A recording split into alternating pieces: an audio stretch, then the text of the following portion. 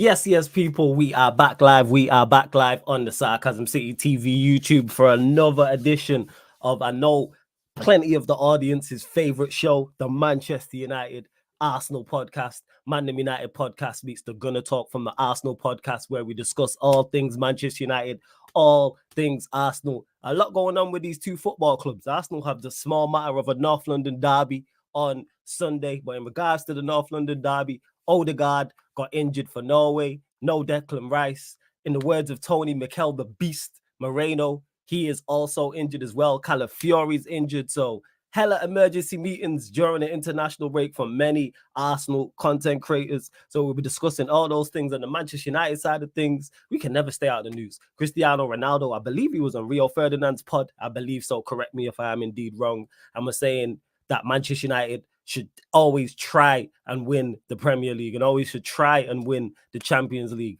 Plus more comments as well that he made. So we'll be discussing all those things. But please, first and foremost, make sure you run up the likes on the video. Hit the like button on the video. Make sure you share this across all of the socials as well. And subscribe to the channel, Sarcasm City TV as well. So first and foremost, let me bring in the usual suspects. You know, my regular co-hosts on the show. We got TJ in the building. We got Tony in the building. What you man telling me? You man good?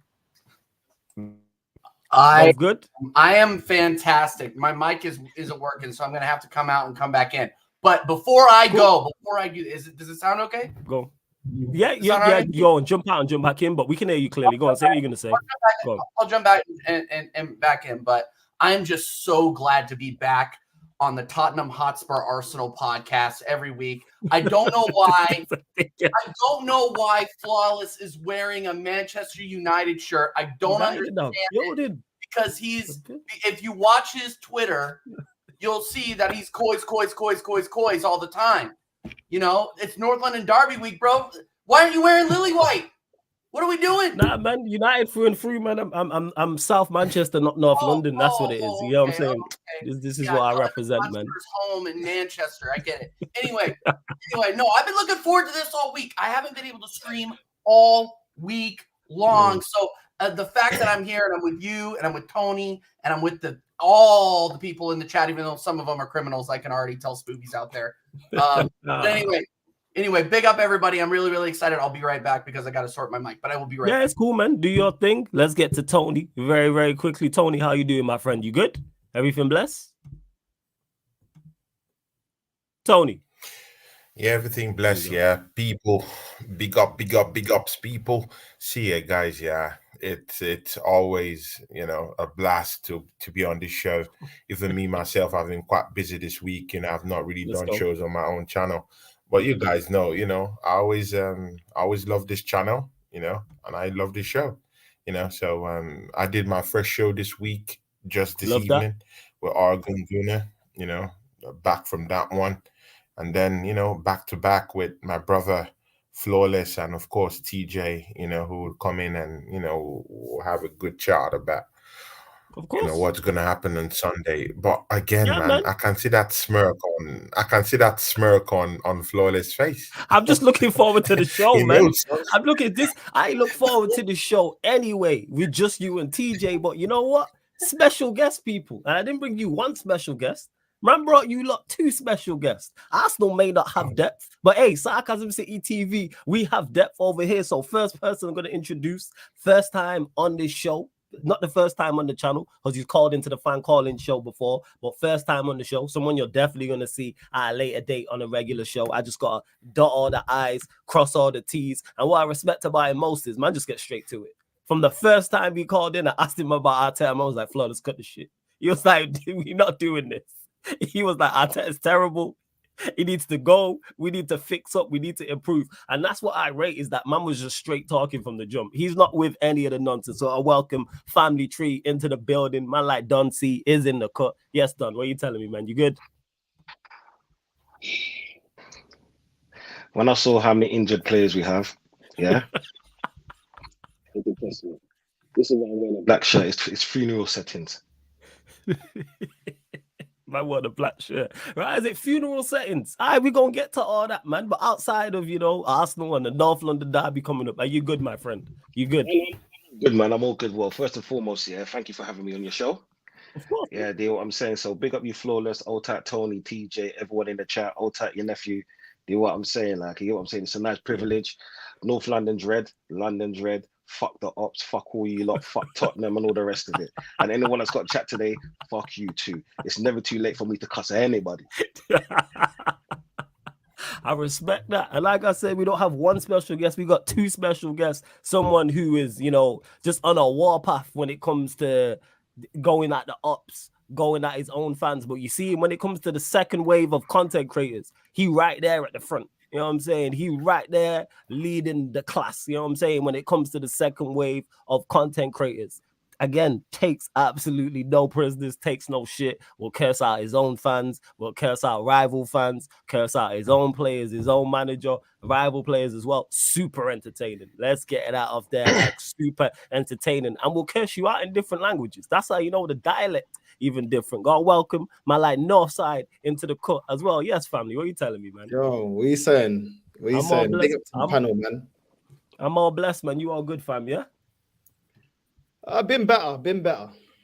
What's up? You good? Outside there, you good? What are you doing in a straight face about what's up? Yo, I didn't know if you know exactly football, man. I gotta ask you. That's what it is. It could have been something outside of football. Everyone's dim. You're dressed in black. Don C dressed in black.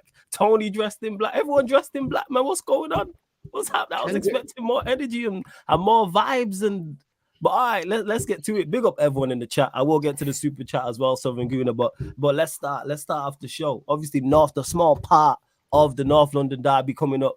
Odegaard injury. North side, we'll start there. Thoughts on the Odegaard injury. How does that not only impact you going into the North London Derby, but the future games as well? Because I'm not too sure how long he is actually out for.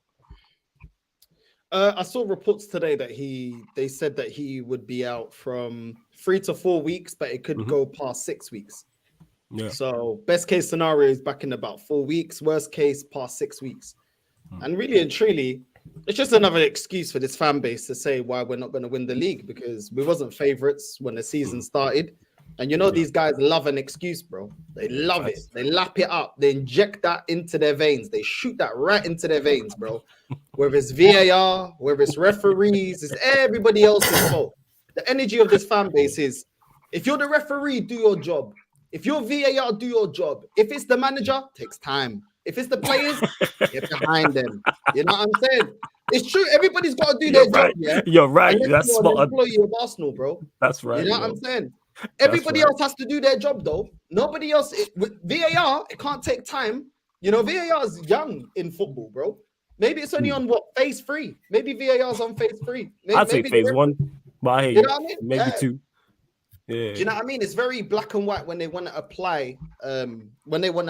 Like, do your job when it's convenient to them. And the reality is, the referees aren't amazing in this country. Everybody knows that. But are we not all officiated by the same referees, all the clubs? Absolutely. So are they not getting wrong decisions for everybody? Yep. You know what I mean? Like, what are we talking about here? And this is the thing, bro. This is the thing. Like, you already know the excuse if we lose this weekend, which we better not lose this weekend. The excuse will be injuries. We couldn't deal with injuries. And the reality is we didn't get a number 10. We let Fabi Vieira go out on loan. We sold ESR and we never went out there and got an Olmo. What happened to Olmo? Because we kept saying Olmo after a good Euros, kept getting linked. What happened to that? You know what I mean? So it is what it is, bro. We haven't prepared. Every transfer window, they'd be telling us that it's 10 out of 10. One injury to one of our attacking players and we're shuffling everything. It's just they're not gonna have the same energy, bro, that they have for everybody else. They're not gonna have the same energy for the club, bro. It's gonna be excuses. And apparently Nathan and Wari, this is the season he's gonna have his breakout season. So we'll see about that, innit? Because I heard these man gas up Patino, Aziz. You know what I mean? They gassed up Iwobi years ago. They gassed up Nketiah when he scored a hat trick. We've been seeing this, bro. They gassed up ESR. He's not here no more. You know what I mean? So we'll see, bro. We'll see. This is what a lot of this fan base wanted. Yeah, they wanted to back this process, then back it, then innit? Find the solutions. I don't want to hear problems. I want to hear solutions. That's fair. You know what I'm saying? It's like I say, cutthroat as I would expect. Duncy, same question to you. Thoughts on obviously anything you want to add into what Northside said, but thoughts on the Odegaard injury, how it could potentially not only affect you, like I said, in the North London derby, but also going forward as well in future games. You know, yeah, I just hope it's something like, remember back in the Wenger days when Henry was supposedly injured and he turns up on match day, comes out the curtain and play. But let's be realistic, yeah. We all knew this was going to happen, yeah. All of us Arsenal fans knew this was going to happen when we realized we let Vieira go on loan and we didn't replace him. We let, as Northside said, let Smith Rowe go on, get sold. So what's the point of Eddie being there if you can't fucking see the reality that we need replacements? I'm not saying we need a like-for-like replacement or spend, let's say, 70 million on another number 10 or a number 8 or a number 6, yeah? But get someone that can do a job short-term. So when these injuries do happen, guess what? We've got man to come in and say, do you know what, yeah, you can do a job. I'm sick and tired. I'm sick and tired of these Arsenal fans, these little, what do I call them again? Little simp Arsenal fans, yeah, crying over, oh yeah, it's everyone else's fucking fault apart from Arsenal FC. Yeah, everyone in Arsenal, it's like they're fucking parasites. Yeah, they're parasites, and they're like, oh yeah, but like Northside said, it's the referee's fault. The referee the referee didn't have to send Rice off. For one, Rice put himself in a predicament. Yeah. Yeah. Like I said last game, if man like Saka, yeah, which I do like, yeah, and I do rate him, but he should have scored that goal. If Odegaard scored that goal, guess what? We wouldn't even be in that predicament. Yeah, okay, injuries do happen, but guess what? You need a replacement just so when these injuries does happen, we don't have to try to rush man back. You know what I'm saying? We can play this game against Tottenham, and you know what? Be confident, because am I confident? Fuck no. Who are we gonna put in number 10? What, Timber? Even though we just come back, who are we gonna put there? Man is saying Havertz, Jesus up top. Jesus is injured. Is he not back? I thought Jesus was back. I got told Jesus was back. Jesus is back. What we're gonna do? We're gonna fucking bring back Nketiah, that pussy. I'm trying to think. I don't know. It's like I'm not sure. Yeah. I have an idea. Nobody's gonna like it. I have an idea. But first of all, sorry about that. Big up, Doncy. Nice to meet you. My guy, Northside. Of course, Northside comes on here, and my laptop decides to take a shit. You know, you never meet your idols. You know what I mean? Anyway, all I'm gonna say is, look, I'm gonna tell you something, and you're not gonna like it. And I told everybody this before this injury bug started. If Odegaard gets injured, you're going to see Havertz slot in as a 10. You're going to see Martinelli on the left, Trossard in the middle, and Saka on the right. And then you're going to have Jorginho and Thomas Partey behind him. Or they're going to try Nwaneri there, which honestly, at this point, I don't mind seeing it. Why not? We already said, oh man, he's the future. He's the guy. Oh well, you know, he's too young. He can't slot into these big games. He's got to get in eventually. Get him in there now. We've heard about how good he is. And look, I think he is a guy for the future. Do I think he's built for this game? No. But I still think he's the guy. So why not just throw him in there? We played him when he was 15 years old. Played him against West Ham last year. He looked okay. But this is the biggest game of the season. The biggest game of the season. And I'm supposed to say, hear, oh yeah, 1 year he's going to go in there and cook. I have no confidence in that. But you will see Havertz in the 10. You will. I guarantee it. I guarantee it. So you reckon it'd be Jorginho, Partey, Havertz in the 10, and then who up top? Yep. Would you reckon who up top? Trossard. I don't. Trossard is the yeah, that's Jesus not too shabby. Yeah. Trossard Jesus is injured. He's had good performances playing the 9 for us. Where Trossard always falls short is he's usually the dynamo off the bench, right? He is the guy that cooks on the left off the bench and scores the techie goal 60, 65, 70 minutes in.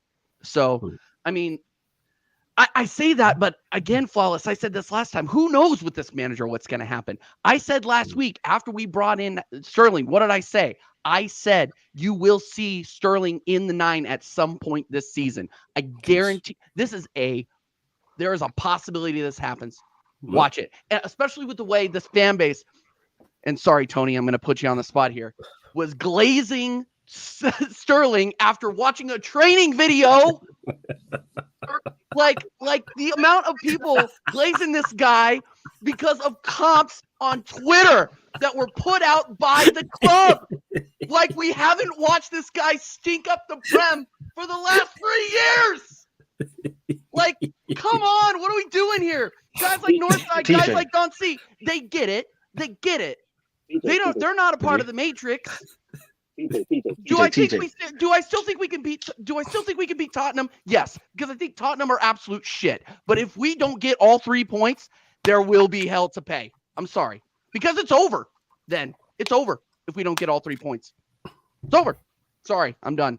So TJ, you gotta remember, Sterling worked with Arteta. So because Arteta used to work with Sterling, guess what? You're right. They're gonna run it back 6 years, and 6 years ago Sterling was on fire. So Sterling is the new Messiah.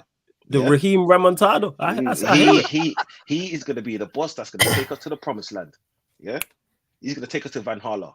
Yeah, I heard that about Zinchenko and Jesus too. I think I remember. Yeah, I remember Havertz. Havertz is the guy. Jorginho was the guy he wanted for years. This is what I'm saying. This is why I can't take a lot of these Arsenal fans serious, because they gas up these over the hill people, footballers, which are very talented, but not talented for our squad. And I'm sick and tired of buying OAPs. Yeah, it's like Arsenal's become a fucking retirement club. Yeah, get your last paycheck and bounce. We did it with Willian, right? How many more times? And we're going to see this season after season, and we're supposed to sit here and be happy about it. I'm supposed to be classed as a negative Arsenal fan. No, fuck that. Why can't Arsenal live up to the hype which we all as Arsenal fans expected to? No, you're right. You're right. Do things. I don't want to be no second place bride again. See, Go on, Tony. Go on to flows yours, Tony. See, I'll just come in here. I'll just come in here quite quickly. Big up to you, Don C, man. I've never been to a show with you. I've never seen you before, but it's nice to meet you, man. Like your energy, brother. Nice to meet you. Northside, I've done stuff with this guy. This guy has helped me in my YouTube stuff. So big up. Big up, bro. Come on, man. What are you talking about, TJ, man? TJ, what are you talking about, man? What did I say? See, don't see, not side. What are you waffling about when I was talking about Sterling? It was clear. What did you say? What did you say about Sterling? Scheme, yeah. What did you say? What did he say? Go back and watch the American Idiot show if you didn't already. Just listen. He was on with me and Oregon Goon, and he was glazing. I want you guys Sterling. to just judge me. See ya, guys. This is just the thing. I was talking about Martinelli, yeah, because everything I talked about Sterling was based on context, and this is the context. I've looked at Martinelli's displays last season, yeah. Switch it up to this season, the games he's played, and he's still being favored by this fan base. This fan base, they like him. He's being given a pass. While Kai Havertz is being criticized day in, day out. But Kai Havertz has been the one that has scored goals this season. He's the one putting a decent effort. While Martinelli is down there dishing out stinkers week in, week out. And no one wants to talk about him. They want to pick the little guy and put him down and leave the king to stay there. No. And I said, you know what, yeah? Why don't we start thinking about, Sterling coming and replacing Martinelli, since he's just dishing out stinkers? Quote me if I said anything wrong from what I said last week. This was exactly what I said. I'm seeing Sterling in training videos. I'm not saying it's the best. For crying out loud, I don't even like that signing. I don't even was doing business with Chelsea in the first place. But again, if Martinelli is down there dishing out stinkers, can't even cross a single decent pass to the 18-yard box, why don't we put in Raheem Sterling to at least give us a decent cross down there into the 18-yard box in the final third than Martinelli, who is doing nothing. That's the context through which I said it. So now it's now based on what you guys think. Do you want to keep Martinelli there to keep dishing out stinkers, or do you want to try something new? Because a fool tries the same thing all the time with nothing at the end of the day. Why don't you try Sterling down there, down the left? How about that? Why don't we actually start moving serious? Why don't we actually start moving serious? That Sterling stuff. Why don't we actually start moving serious instead of doing these last-minute deals? No, players. That's a different conversation. And this fan base trying to tell us that we're going to revive players, bro. Where's Marquinhos, bro? You know what I'm saying? Where's Marquinhos? You know what I'm saying? If this manager's so good at developing players, anyone see Marquinhos, bro? Because he's looking like the Brazilian Tracy Beaker, bro. Looks like we put him up for adoption. We ain't even seen him, bro. You know what I'm saying? Where is he, bro? Where's the development plan for Reece Nelson, bro? Man like enemy chopper. Where's he, bro? Where's NBA Youngboy, bro? Because I ain't seen him for time either. You know what I'm saying? Where's the development plan? So what about Nuntavage? No, but real talk, where's Nuntavage, bro? You know what I'm saying? This Flavor Flav, this dog whisperer Flavor Flav licking his dogs, bro. Where is he, bro? You know what I'm saying? Where's the development plan for that? Where was the development plan for flipping man like the Ukrainian chicken running Zinchenko, bro, playing left back? He still can't play as a left back. What's going on with him?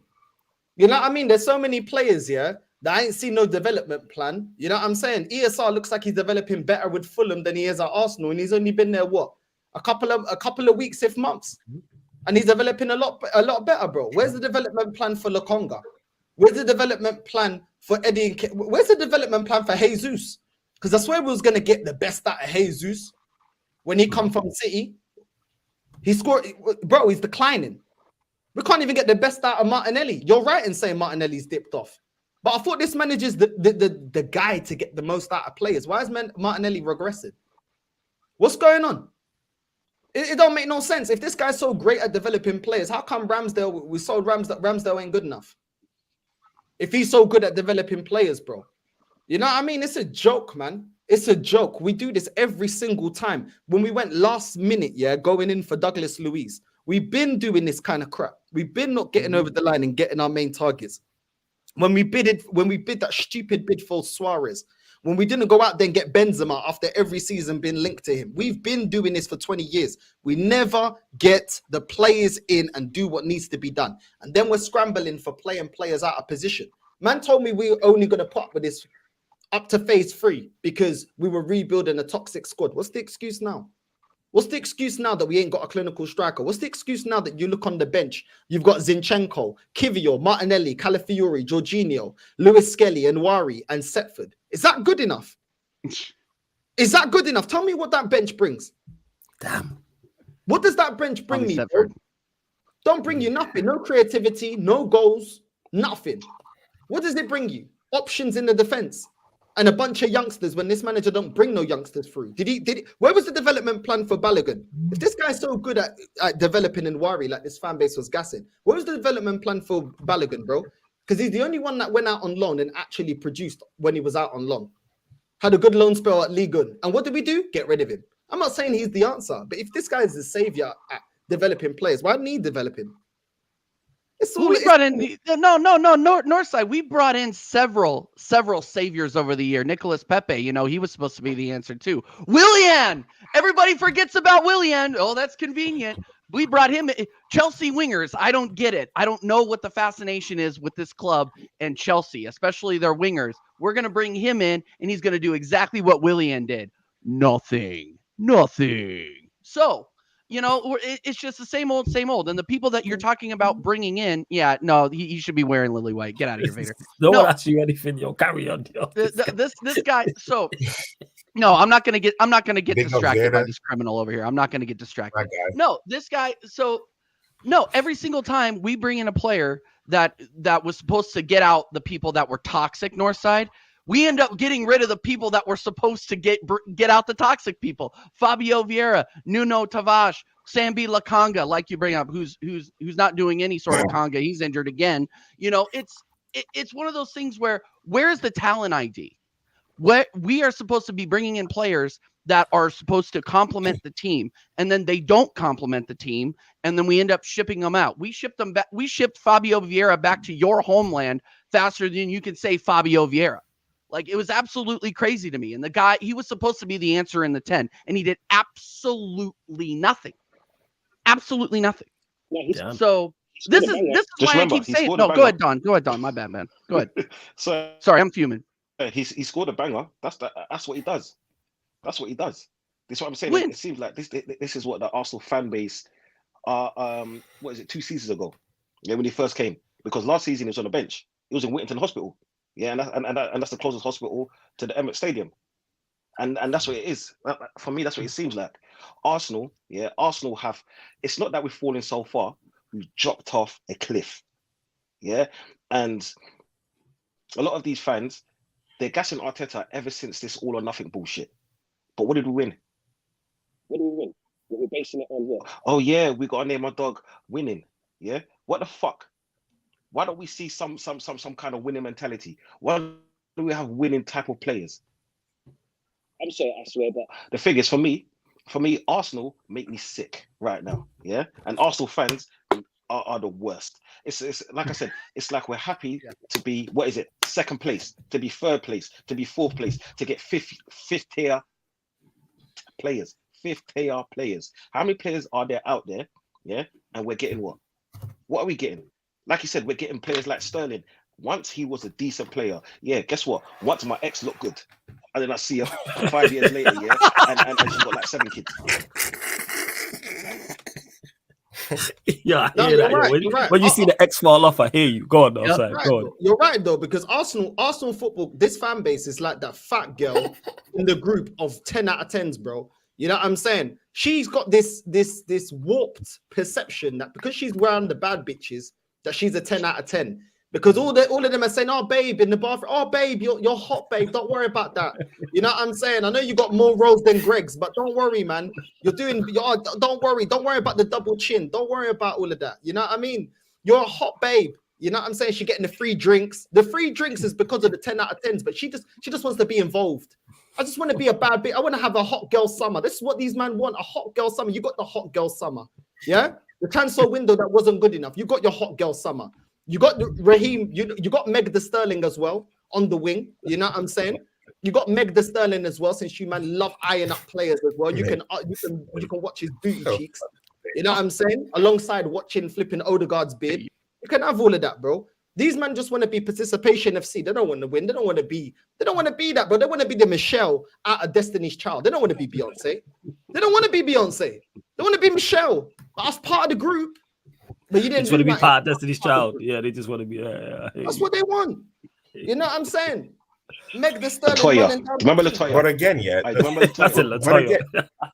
Go on, Tony. Go on. But again, yeah. This is the problem, and this is why this fan base, yeah. This is why I have a problem with our fan base. When people literally want to, critique the football club, they're not allowed to do so. It's bonkers for me. But the thing there is that when they come up with this, positive, negative, I hate those kind of nomenclature. Stop giving those names. Yeah. Because someone should be able to critique what's happening with the football club and also have the same license to actually praise the team if we have anything good coming up. But right now, who's facing this whole stuff going on right now? It's with the fan base. We're all wrecked. Now Odegaard is out. We don't have a striker to score goals for us. We're wrecked. We're totally wrecked. There's no negative, no positive in in the whole conversation right now because as a fan base, we're wrecked together. That's it. So, we feel it's in the summer. We failed to bring in a striker. We failed to bring in a like-for-like replacement for Martin Odegaard. In fact, the one that even I'm thinking is going to come, we will get to that position, is Bukayo Saka. No replacement for him. If that guy goes on there... Sterling was the replacement. we're I screwed, thought Sterling man. was the We're man there. wrecked. I thought he was left side, but you say he know? can play. No, I've been no, but very he's consistent played with one on thing. he's played on the right. Mikel He's played Yeah, on he the can right. play from the I right. want You're the right, manager. TJ. I feel this guy doesn't know what he's doing. I Wait, say feel that we again, need a more Tony. experienced. Oh, We need hold up. we need a more Wait. experienced Tony, say that manager again. to come What in did you and say? change things up. Say that again, Tony, about the manager. Rewind that again. Sorry. I said I've been very consistent with one thing. I want the Mhm. manager out of the football club. I've said it for over a year plus. I've been Arteta out, and the only reason why he stayed that long in my books is because I recognize the fact that he had to have his own time to actually change stuff up because he came down here to meet the mess in the first place, you know. Mm. But after this whole, four seasons, eight, 2 title challenges is not good enough. I'll need to win trophies. I recognize I need to win trophies. And we need a more experienced manager to come and do the job. Him, Don Edu, have failed. Edu failed this summer. You had the chance of going to go get Victor Gyökeres. When I talked about Victor Gyökeres, TJ, up here, TJ. Yes, you, TJ. He said, no, yes. I don't need He him. did say no. I don't Facts. want him. I never said Then that. who do He you didn't want? say no. Literally We can't never get said Ivan that. Toney. But here we are. We It's can't Tony's get any fiction of these hour. players. I literally never said wanted that. Victor Gyökeres. Story, TJ, Tony Claude the story guy time. up there. He doesn't want him. He doesn't like him. Northside watched a lot Never of said that once. Portuguese, of course. He has a Portuguese ancestry. But again, see, Northside, you watch lots of Portuguese football. Isn't Gyökeres a kind of striker that would come to Arsenal and fire us to the top? Right now, he already has 10 goal contributions already in September alone. Do you rate him And highly, TJ Northside? says Did you want him? he's not good enough for Arsenal football. Literally never said that. Gyökeres. He never. Do you rate Gyökeres Northside? Do you think he's the guy? Like, would he have elevated Arsenal? I like him. I think he's a good striker. He wasn't number one on the list of strikers that I wanted, but he was on that list. Yeah, and getting him at least shows ambition, because at the end of the day, no matter who the fan base want as a striker, it shows intent. Yeah, and it may work, it may not work. At the end of the day, I didn't really like Ben White. Yeah, I didn't like him as a centre back, but it worked as a right back. He was a better player than I thought he was, and I was glad to be wrong. Like, I want to be wrong. Even though Gyökeres wasn't my number one choice, I did think, with Darwin Núñez, he had one good season at Benfica and then left. I know Gyökeres is at Sporting, but at the same time, one season in the Portuguese league, a lot of these players that left early in recent time, not just strikers, but players from the Portuguese league, it hasn't really worked out for them. It hasn't really worked out for João Felix. It kind of stopped his growth when he left a bit too early from Benfica. Renato Sanchez, Darwin Núñez, you know what I mean? Even Rafael Gonzalez, sorry, even he has struggled a little bit at PSG. So I feel like they need a couple of seasons in the Portuguese league before transitioning to the Premier League. But I still would have been happy at the fact that, okay, the club's moving with intent. The fact that would have shown it.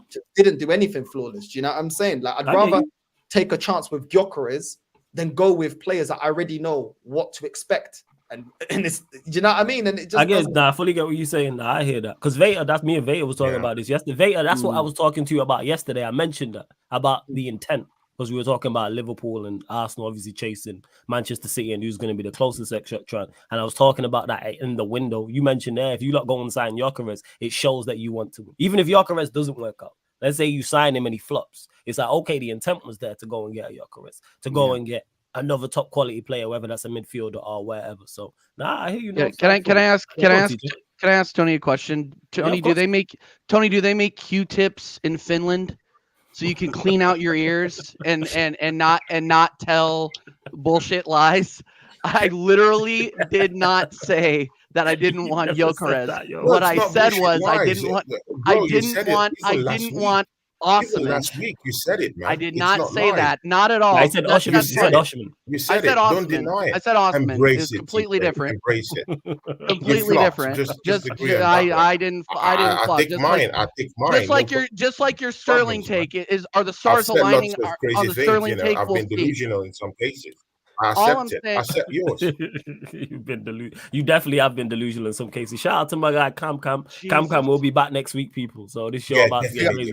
Cam will be back on next week. But Cam will be back on. Big up Cam. You said Love here him, last family. week that you don't even want to get it. You said it. You Where's said the it. clip?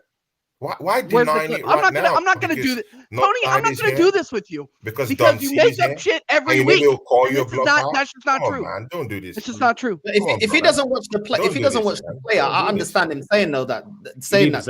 You didn't say it. I didn't say it. Even if he did, yeah, at least he's not pretending he knows about a player that he doesn't watch. You know what I'm saying? So if you don't want a player because you ain't seen them, I understand it, bro. Why would you be convinced on a player that you don't watch? You don't watch that league. I understand it. You know what I mean? Instead of what people do these days, gassing up players that they've never seen. Like Jean Neves, I told Man, the base Moreno. I hate you. Go on. When Man United were linked to Jean Neves, yeah, and Man United fans that I know asked me about him, I said he's not ready for the Prem. And then he got bought by PSG, and they're like, "Oh, but he went PSG." I'm like, "Bro, that league is not on the same level as the Prem, though. So what are we talking about?" And he's surrounded, arguably, player for player, with the best team in the league. So we all do well there. The jump from the Portuguese league to the French league isn't the same as Portuguese to the English league. It's not the same thing. He ain't ready. You know what I'm saying? He wasn't even a very convincing starter for Benfica in the first place. I mean, I said the same thing like 2 weeks ago. Flawless was all over my neck. Hey, yo. Whoa. I mean, I said this thing about the French league. Everyone Pause was that one, man. Hey, Pause that.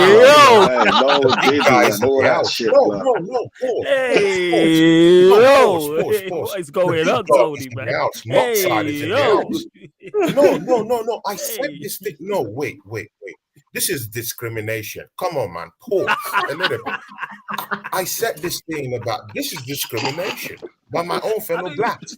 I said this. I said this exact same thing about the French La Ligue, about the French Ligue 1. Oh, Flawless was on my neck. I was laughed at. The charge. Oh, they all came down hard at me. But and screaming black on black crime, Listen, you know what, Tony? I rate the fact that you were like, you know what? I want someone who has the balls, who has a pair of balls, to come for an offside here. Come for him. Those are the charts who have big mouth. When I was saying this, come for not side now. Come for not side. Yeah, that's what I thought. Scared people. I don't even know what you're talking about anymore. I know what he's talking about, so I'm gonna get to it because I'm gonna get to it because with Tony without context. I didn't miss it. I must have missed something. I'm sorry. You might not the big dog is here. No one wants to talk. I think he was on the show. I think he was on the show. So what Northside just said was the jump. No, he said the jump from League On to the Premier League is bigger than the jump. No, sorry, the jump from the Portuguese league to the French league is bigger than the jump from the Portuguese league. The jump from there is bigger to the Premier League than it is to League On. That was not the conversation whatsoever. The conversation we was having, because Tony was trying to prove a point. He was saying he don't rate players from League On, full stop. That's what he was saying, which is just incorrect. That's what you said. No problem, man. That's not a spin. That's what got said. But hey, we move. You know what I'm saying? But this footage of this. So if you want to go check it, people, you can go check it. That's what was said. That's nothing to do with what Northside just said. Northside did not say anything of that. No, I'm saying you said you don't rate players from League On, period. Even though as an Arsenal fan, that's crazy because the vast majority of your best players in the Premier League have come from League On and are French. But hey, a whole different conversation than that. So I don't know. I don't understand the correlation. It's a good reach, though. You know what I'm saying? You try, man. It's a good reach. It's a Dowsim. I'll give you that. But there's over 100 people in here. Run up the likes, people. Run up the likes. There's only 54 likes. Let's get up to 80 likes. Big up to Southern Guna for the super chat as well. Much appreciated. He says, can't say I didn't warn folk. Season is washed in capital letters. And Edu needs to head on home. Don, we'll go to you on this. Is the season washed already? Let's say you lot beat Spurs. I don't think it's out of the realm of possibility you do. Is the season washed? Is it done? The season's not done. It's only 3 games. Yeah, let's be realistic. Yeah. Mm-hmm. But what didn't help us was obviously the transfer window. Yeah, it's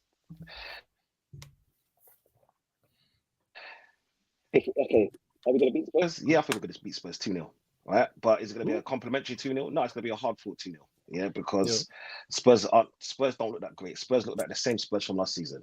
And even without Odegaard and Rice, which I'm quite happy Rice ain't playing, because when Rice plays, he does so many passes sideways and backwards, right? There's no progressiveness. And at least with Jorginho, there's going to be a lot more passes forwards. Yeah. What he lacks with, let's say, intensity and the legs due to the age, the passing, it's like he could be our number 10.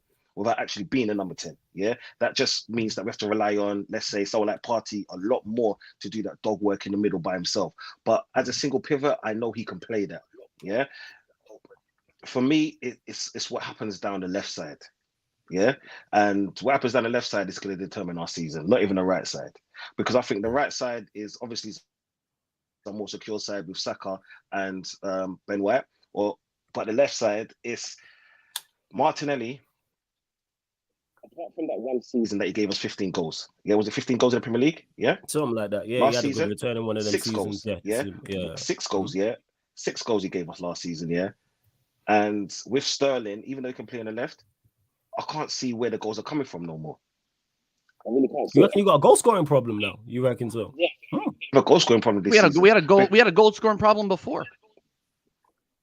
True, say to win the league, I hear you. Yeah, that is true. To win the league, the rest of the team. Sorry, I'm thinking as a United fan because we just struggle for goals in general. Sorry, done. Go as you were. Go on.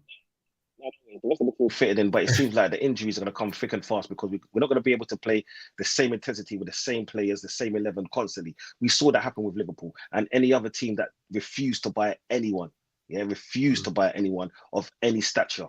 Yeah, we bought defenders. We can't win a league with fucking defenders. Yeah, we can't. For me, I said that. Remember when I was on your show, I said that Arsenal's going to come first, just because I'm an Arsenal fan. Yeah, and I'll always believe in my team. But realistically, what's going on? We're going to come third. Yeah, which is it's not great, but it's not what Arsenal fans need. This is what I'm saying. After all the money that we've spent, I remember. What was it? Jose Mourinho saying Wenger's a specialist in failure. I think Arsenal's actually becoming that specialist of failure. Yeah, and it's even sad for me to say it as an Arsenal fan. Yeah, as an Arsenal fan who grew up in Islington, that watched my club through thick and thin. Yeah, this burns me to say it, but I can only speak the truth about my Arsenal team. Yeah. I wish I could say that we're going to win the league even after 3 games. I'm not going to say, oh yeah, there's an emergency meeting, we need to talk about it, we need to cry about it, or whatever that bullshit. It's only 3 games. But how am I supposed to be positive going forward when we bought fucking defenders? When we needed a striker. What are we going to do? Where the goal's going to come from? And that's my main priority. What Northside was saying, what I got from what Northside was saying was, at least buy somebody, anybody, have the intent. Even if you bought, what was it, a 19-year-old up-and-coming striker, yeah, that's hungry, that wants to get the goals. Because guess what? That's intent, yeah? But yet we've got Havertz. But yet we've got Sterling. How are we going to fucking win the league with OAPs? Yeah? I just don't see it. I just don't see where our goals are going to come from. We're going to rely on Saka to get the usual 15 goals a season. And eight of them are probably going to be penalties. What are we going to do? Trossard come off the bench. And now Trossard's going to start. We all know what it's like when Trossard starts. He gets what? 1 goal in 5 when he starts. When he comes off the bench, he gets 3 goals in 5. Off the bench. Yeah, he is better off the bench. Bro, the thing is, we didn't even need to break the bank. We didn't even need to break the bank. They have no excuse this window, bro. Like, bro, Don C, yeah, it's true what you're saying, bro. At the end of the day, we could have got Dovbyk. He scored more goals than Havertz last season. Mateta scored more goals in the league than Havertz last season. Ollie Watkins scored more goals than Havertz in the league last season. Bro, there's bare strikers out there that we could have went and got. We didn't need to break the bank. So they can miss me with the excuses, because at the end of the day, before they used to say, we had to break the bank to get Suarez, had to break the bank to get Benzema, when we were linked to those kind of strikers back in the day for the price tags. There was options there. How dare this club tell us wait till after the Copa America and the Euros? There's players there. How many players will be linked to this transfer window? Which ones did we get over the line? Did we get Arteta over the line when he scored that banger for Turkey? Because that was running. All the journalists were running with that one. Didn't get that done. Olmo. We allowed, bro, even Barcelona, yeah, we allowed them to get their finances in order to get him over the line. What are we doing? We're supposed to be receiving more money. At the start of the season, we renewed a lot of our sponsorship deals. We're getting more money because we're in the Champions League. These men told us Champions League, we get world-class players. These men told us, these men know what they're doing with the team. These men told us that when we renewed the contracts of players, we're going to get the value. We're protecting the value. Really? Why can't we get an asking price for Fabi Vieira? Why can't we get an asking price for Lokonga? Why can't we get an asking price for Nuntaraj? Because ain't no one going to tell me that Nuntaraj is getting back into this squad. Bro, we bought Timber and we bought Calafiori. We are not playing this guy. Do you know what I'm saying? Why can't we get the right valuation for Reece Nelson? Do you know what I'm saying? Bro, it's a joke. It is an absolute joke. They sell us lies, protecting the value, but then we're struggling to sell players we need to move on that are not good enough. It's a joke. Why can't we sell Zinchenko? He ain't part of the plans. Everybody fits. Zinchenko don't get no games. But you know what we did? We put him on 150. So now we can't shift him. The same way we were struggling to shift Nketiah. The same way we were struggling to shift other players. Just holding on. We ain't learned. We did this with Rob Holding. Kept in here for how long? Doing nothing because he could do a job.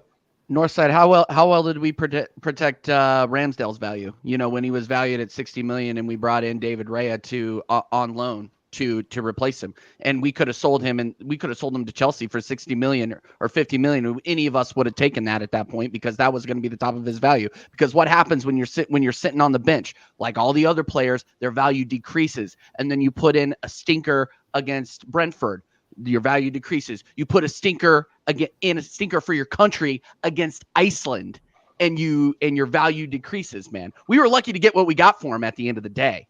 Like it's absolutely crazy. You're spot on with the fact that one of the biggest problems that Arsenal have is that we just let like spoiled fish. We catch these guys and we let them rot. Because nobody wants him, bro. Because nobody wants him. Let's keep it real. All the players that this fan base has told us can do a job are either leaving or they want them to leave. Jesus, let's not forget, end of last season, they were like, nah, let's get rid of Jesus. He ain't good enough. Injured again towards the end of the season. Unreliable, not scoring enough goals. They told us that he can do a job. We told him we needed to replace the goals that Aubameyang brought to this team. El Nene, they said that could do a job. He just left. ESR, they said they could do a job. We sold him to Fulham. Nketiah, they told me he can do a job. We just sold him to Palace. Reece Nelson, they told me he can do a job. No, he can't. Not in the manager's plans. This is what these men do, bro. This is what these men do. These men, never get held to account. But the people like us that call it out, they always want to try to hold us to account. But we're right every season. These men told me, and told everybody else, Declan Rice was at West Ham. Partey was at Arsenal. Casemiro at United. They said Partey is the best DM in the league. Then we get Rice. Nah, we don't care about Partey. Now it's all about Rice. He's the best. They told us Zinchenko is one of the best left backs in the league. Then we go get Timber. We don't care about Zinchenko. Then we go get flipping Calafiori. He's Maldini of defenders. These men are flipping liars, bro. They are liars.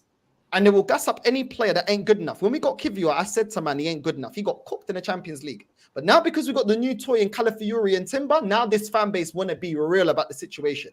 When we had Ramsdale in the first season that we was in the title race against City, they were saying that Ramsdale's one of the best goalkeepers in the league. But in this season, they're happy to get rid of him. Oh, no, Raya's better. But Raya was here. You weren't saying that when Raya was already here in the league. Do you know what I'm saying? Every time they get a new toy, they gas up that new toy. And then everything we said about the previous player, all of a sudden, now it's okay to call that player out. Now it's okay to say Zinchenko ain't good enough. Now it's okay to say Nketiah ain't good enough. Now it's okay to say ESI ain't good enough. Now it's okay to say that Ramsdale ain't a world-class goalkeeper. Like, why does it have to always take this for this fan base to realize, bro? And now they want to get behind this other youngster that they've barely seen. Why? Because he did well in the under-21s. Nketiah did well in the under-21s.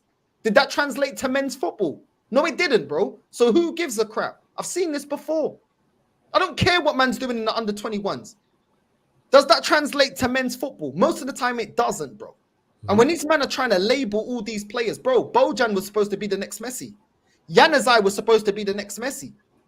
Do you get what I'm saying? I've seen players come and go, young players being gassed up about they're going to be doing this, they're going to be supposed doing to be that. the guy. Yep. What are we talking about here? What are we talking about here? These men will continuously die on the sword. Martinelli is an average player, bro. It's just because of the passport. It's passport gang. Because he's Brazilian. What does he do? No, but real talk, bro. What does he do? Passport gang, bro. Come on, man. These men are overgassing this guy. This guy ain't good enough, bro. This guy ain't good enough. If he hasn't got space in behind, he ain't cooking nobody. They're laughing at Doku. Martinelli ain't much better, bro. Stop overgassing the guy. Just because he plays for Arsenal and he's young and he's Brazilian. The guy ain't all that, bro. If the opposition play a low block against Martinelli, bro, he ain't going to cut in and cook you. He won't beat you 1v1. He can only cook you for pace. What's the difference? But because he plays for Arsenal, I have to gas it up. For what? His end product is trash. We talk about Saka being a young player. His numbers have to go up, bro. He's falling behind Saka, and Saka ain't even world class. I like Saka. He's a good player. Martinelli ain't even on that level, but we gas him up because he's young. Bro, he's same. If we got the energy that Saka has to deliver, why is this guy not delivering? This guy's declining, bro. But these men want to gas up what?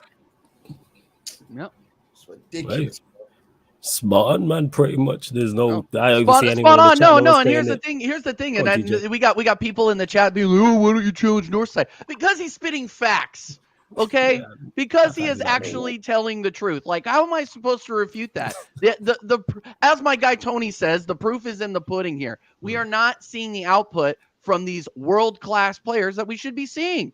And that's it. We should have won the league twice by now with these players, according to the way that the cult of personality that's built up around this manager props them up like this. And look, this could be a very, very good thing because now we get to see how super Mick really is. Like, I'm actually really excited to see this because now everybody that's been gassing up the youth now get to watch them try to win the most important matches of the season. We will be, if I'm being honest here, we'll be lucky to get 4 points out of our next 3. Tottenham, Atalanta, and Jeez, you know Man what? City. Yeah, let's actually look pull into it up, that as pull well. it up, Yeah, pull it up. because shout out to Because it's Warrior peak. Jakes. It's Yeah, peak. away at Spurs, away at Atalanta in the Champions League, away at Manchester City, then at home to Bolton in the Carabao Cup, home to Leicester, home to PSG in the Champions League, home to Southampton. The 3 away games are the tough ones. The home games favorable. Obviously, I'm not sure how well PSG are doing. I know they're playing well in League. They just extended their manager. They obviously believe in him. They believe in Enrique. Well, but home to Bolton, home to especially I'm looking more so at the Premier League games as well. Home to Leicester, home to Southampton are favorable. It's those 2 away games though, where let's say you draw against Spurs and lose to Manchester City. And Manchester City also win this weekend as well. Then how far are you behind them? And we're not even in October.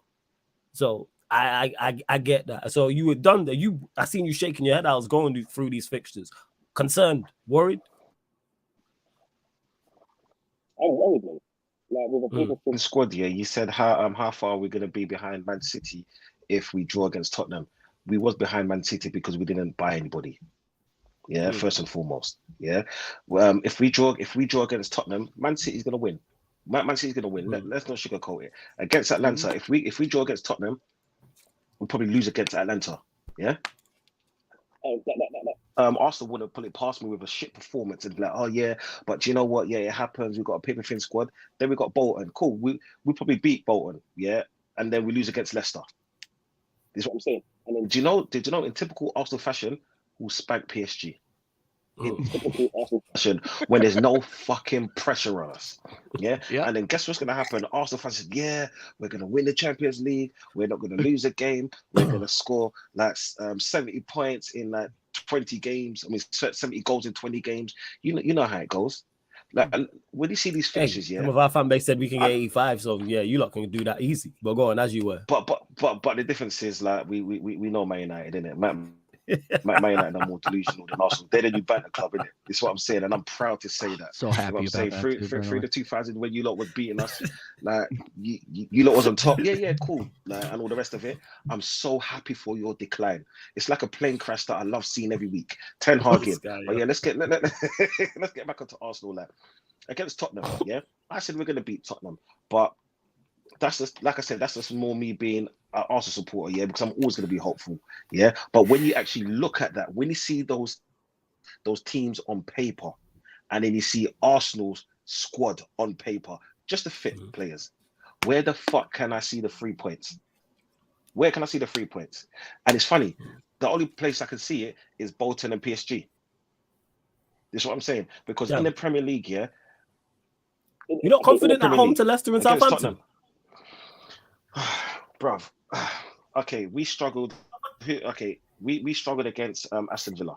Yeah, we're supposed to be the superior team with our basic starting 11. Yeah, we're gonna have a makeshift team now. Where are we gonna find the 3 points? What we're gonna rely on our defenders? What to help us out with the set pieces all the time? Clean sheet, nick one on the break. I think you'll beat though. As much as it'd be great for you lot to drop points to Leicester and Southampton, I do think you beat both those sides. I still think you're a good enough side to get over those. So I hope you man are right, and I hope it is all doom and gloom. I just don't see the fall off that a lot of the chat are saying it's going to be. It's the three matches at the beginning at the away. I mean, we need to be beating Bolton at home. If we throw this Carabao Cup away, you're going to see you'll beat them at home. You're going to see this hairline go even further back. Leicester we should be beating. PSG is going to be tough, and Southampton is not the same Southampton that we drew 3-3 with 2 years ago. No. Let's be real. Southampton are going straight back down. Leicester will be lucky to stay up if they avoid any point deductions from financial fair play. You know, those are games that we should be winning. But up until 2 days ago or 3 days ago, before Odegaard got injured, we should be winning away against Tottenham. I still think we should be winning away against Tottenham. But now, like Dauncey said, Don hit it right on the head. If we draw against Tottenham, we put our heads down, it's peak away in Italy. Because, you know, anytime Arsenal leaves the island and goes to Europe, we get absolutely pammed. Yeah, and, you know, Arsenal and Europe don't mix. That's true. Yeah, no, exactly. And these guys have won European hardware. These guys and these fans are ready to go. Atalanta fans are ready for the Champions League. And we are the first people to go in there and for them to just absolutely chef up. I'm not looking forward to it. I'm not at all. And then we get to go away to Man City, which now that Odegaard's gone and Rice is in the form that he's in. Like don't forget, Rice got ruined at the Euros. I don't know what Southgate did to him, but he's not the same player right now. He's not. Even at winning the ball, he's been awful. He's been awful in tackling. He's gotten he got 2 yellow cards before he was stupid and got sent off. Like horrible tackles. I don't know what's been going on with this guy. So if we have him back for Man City, which we will, we're going to need last season Declan Rice. We're going to need that guy to even get a point. So, yeah, it's big. It's absolutely big. Sorry to interrupt you, Don, but look, these, if we can get through these away fixtures without absolutely getting our season ruined, there's hope. But right now, it's looking really peak. It's looking really peak. What are you saying, Tony? You concerned about these 3 away games coming up? Tottenham away, Atalanta away, Manchester City away.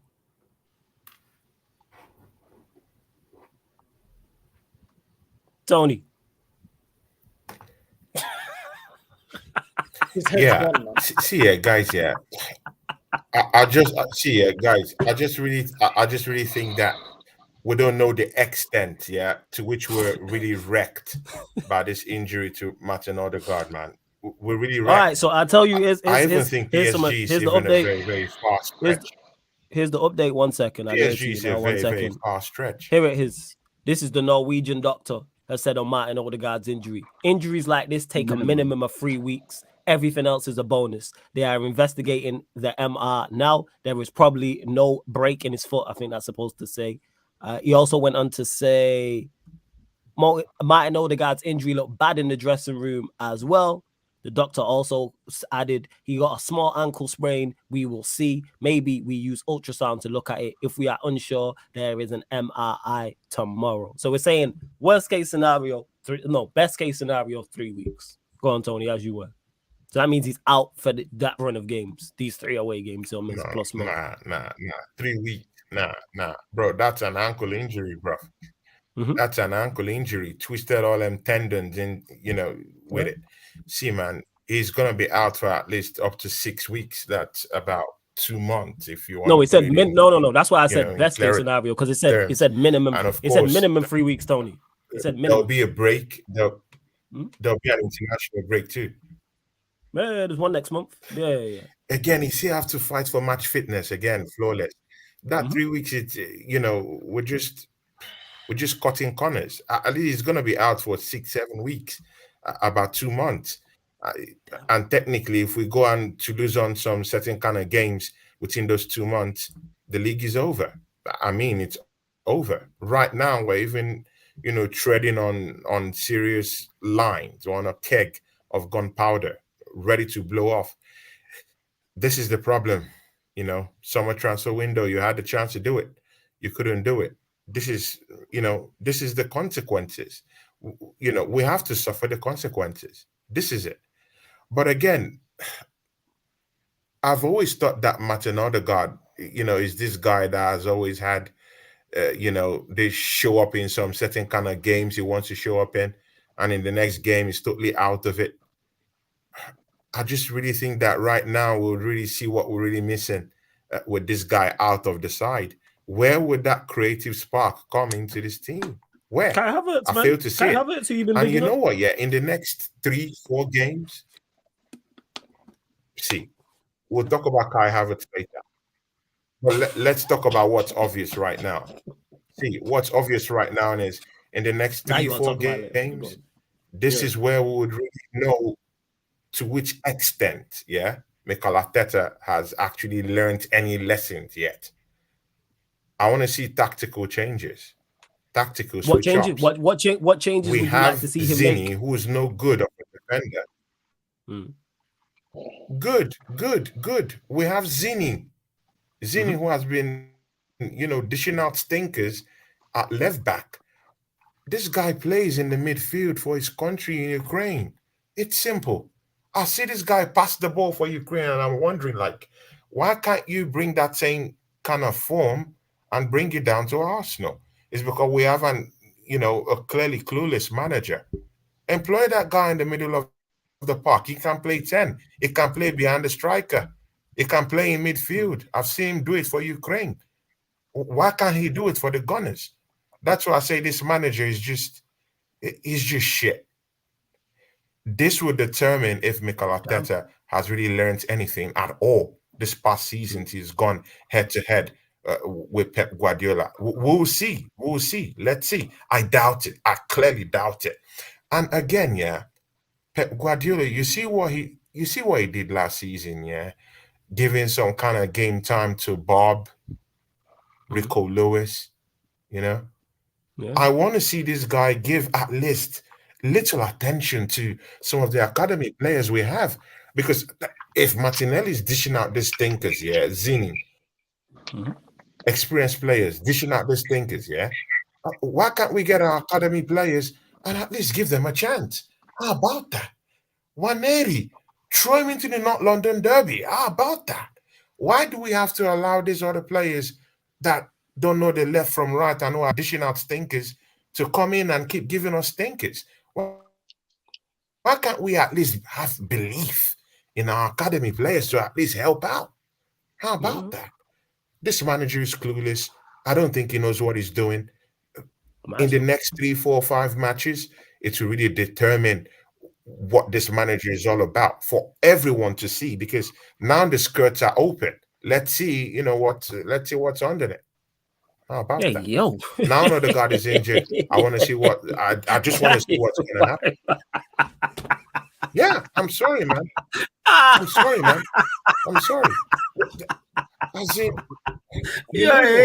Tony, Yo. I do not want Zinchenko nowhere near my team. We failed to do any business. Nowhere near the team. I don't want to play midfield. I don't want to play This left is the back. consequences. We don't have any choppers on deck.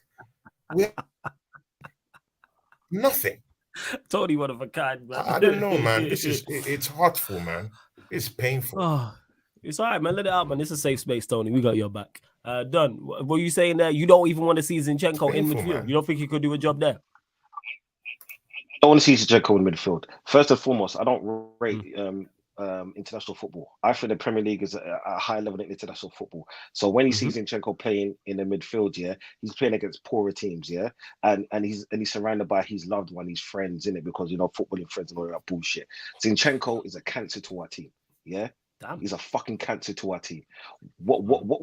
Like, since he's come to Arsenal, what has he done? We played him in midfield, he's messed up. We played him at left back, he's messed up, and it's a continuous thing. Yeah. At the beginning, it was like, did you play him in midfield? No, I don't think so.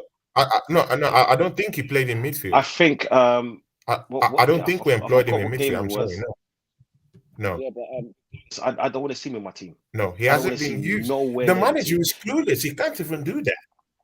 No, I get that, yeah. But then playing. I hear you defensively. I hear you. I'd rather. But in midfield, no, brother. We have to be fair. Me, I'm a very fair person. In midfield, I think he can do something there. But we have a clueless manager who can't employ him, who doesn't even know. He doesn't even know the strength of his players. Damn. That's how bad he is. Jesus. He hasn't employed Zinchenko in the middle of the park. The manager's case. Damn. And big up to Suj for the super chat. Says hit the likes, subscribe to the panel, people. Yes, Suj, big up for the super chat. Run up the likes. Still over 150 of you lot in here.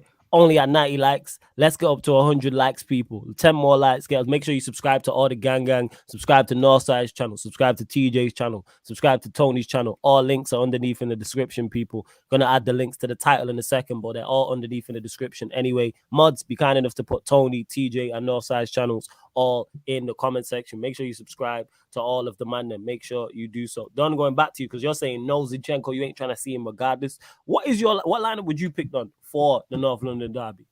Obviously, no Rice, no Moreno, no Odegaard. Jesus, he said, is out also. Calafiori's, I believe, is also injured, correct?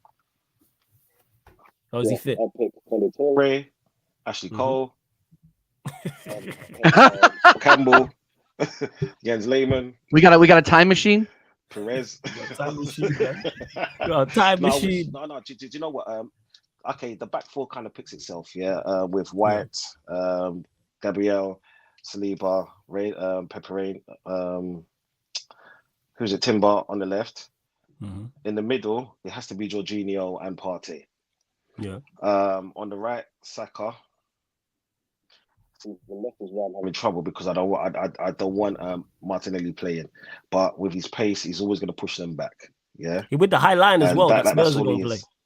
Yeah, but the thing is, Martinelli can't use high line. It's like ever since Martinelli came back from his injury, the 2 seasons ago, it's like he lost his pace, and I don't understand how old is he? Like 22, and it's like he can't run anymore. So who's this? You talking about Martinelli? Who's this? Sure.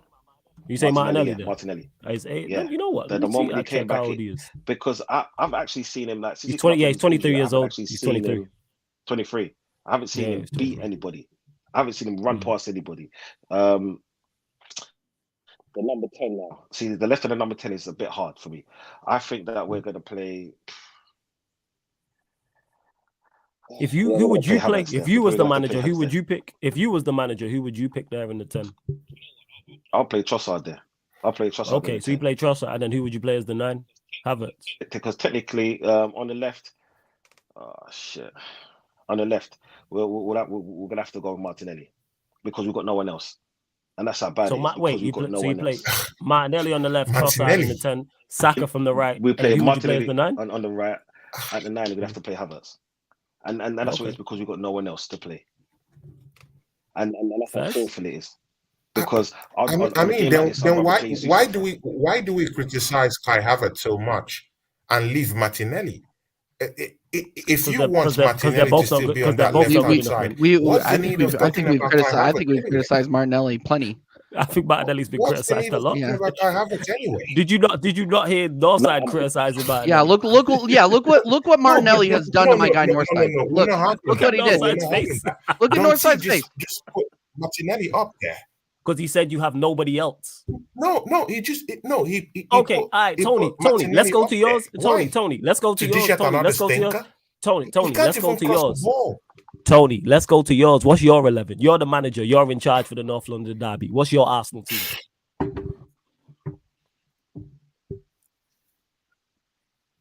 the first change I want to see there is Martinelli out. That's the first one. Martinelli out of the way. I don't want to see that guy start that game. He's the first person out in my list. Can I get I an don't 11, want to see please? him. Can No I get process, an 11, please? No decent pass. He Tony, doesn't even look at the ball. I need an 11, Tony. Who's your goalkeeper? That's all well and good. Who's your goalkeeper? Who's your goalkeeper for the North London Derby? Who's your goalkeeper? Who are you playing in goal, man? That's the first on my list. We'll get to that. Who are you playing in goal? Who are you playing in goal? David Raya, normal. David Raya, I want to see Saliba. Okay, who you playing at right back? David Raya. Raya at right back. Are you sure? All right, cool. Go on. Ben White, right back. White, definitely. Okay. White, I want to see Saliba. I want to see Magalhaes start that. Calafiori, I still think is injured. So I'll just go Julian Timber. Timber at left back. On that Who's your left-hand pivot? side. Who's your midfield? Midfield trio? Yeah, or trio, yeah. I'll go with Thomas Partey. Yes. Zinchenko. Mm-hmm. You know what? Yeah. Okay. I want to throw in Nwaneri. So you're playing Partey, I want to throw Zinchenko, and then Wari as your midfield trio. But to be safe, I just yeah. You're the manager, I want to throw in Nwaneri. You'd play that free. So you'd play Partey, Zinchenko, and Wari. Yeah, sure. Cool. Yeah, sure. Saka on the right. The reason why I want to throw in Nwaneri is the reason why I want to throw in Nwaneri down there is because I know that Trossard isn't a first half guy. And it would be nice to get off the bench. I mean, if you're Trossard, and bring him in the second half and see if you can pull any of all those his second half stunts, that he can pull. I'll prefer him to come from the bench. Then Sterling on the left. Okay. Sterling on the left, Bukayo on the right. Kai Havertz number 9. Blood clot Havertz, shout out to troops. All right, first. Interesting midfield. I don't want to see Kai Havertz in the middle. Yeah, I don't want to see Kai Havertz on the middle. Unless you want to see Kai Havertz on the middle. We've slacked this guy off for being in left center mid. I want to see him play center. I want to see him play center mid. That area. So I want to, forget Gabriel Jesus. He offers nothing to this team. Why this loyalty to these dead players? What's the loyalty to Martinelli? What's the loyalty? I have no loyalty to these guys. I don't care about them. Yeah, they've not won me a league title. There's no loyalty to these guys. Gabriel Jesus, I don't want to see him. Martinelli, he can start from the bench. How about that? All right, cool. Yeah. So no Jorginho. That's a surprising midfield. Kai Havertz all the time. But Martinelli just runs away. That's a clear favorite. Totally it's like picking on the little guy. No, it's true. It's like picking on the little guy, defenseless guy. But Martinelli, everyone loves him. Everyone is a fanboy for this guy. Why? I have no loyalty towards him. And when I see people defend this Martinelli and what he's doing in this team, it just hurts me, man. It hurts me. He can't even pick a decent pass. He doesn't look at the ball. He doesn't. No pass, nothing. No assist, useless. And then we criticize Kai Havertz. Why? Where's the fairness? Where's the justice? Where's the justice, yo? Where's the justice? Where's the justice? Like, this guy's been persecuted. He's been lifted up by this fan base. Like they literally call him King Kai. What are you talking about? Justice. Yeah, 60 million down the drain. You know what I'm saying? Kai they made a song about him. There's no song about Martinelli. I'm dead. I'm done. Justice. No. What? No, don't do this. Don't do this. It's the chat, yo. I didn't do that shit. Fucking awesome. See, I'm glad. Okay. Can I ask? I want to ask Northside a question real quick. Northside, Northside, man. Let's Northside, get Northside back do you over live? here, man. Do you? Before I answer my starting 11, Northside, do you live on the ground floor of wherever you live? I live in a house, bro. Okay, perfect, good, because I don't want you in any high rises or anything like that with the look on your face. Look,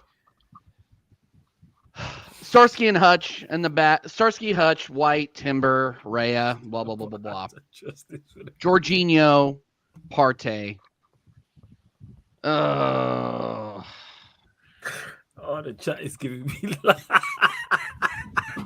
No, please, no more justice. No more justice. the chat saying justice, the new justice for King.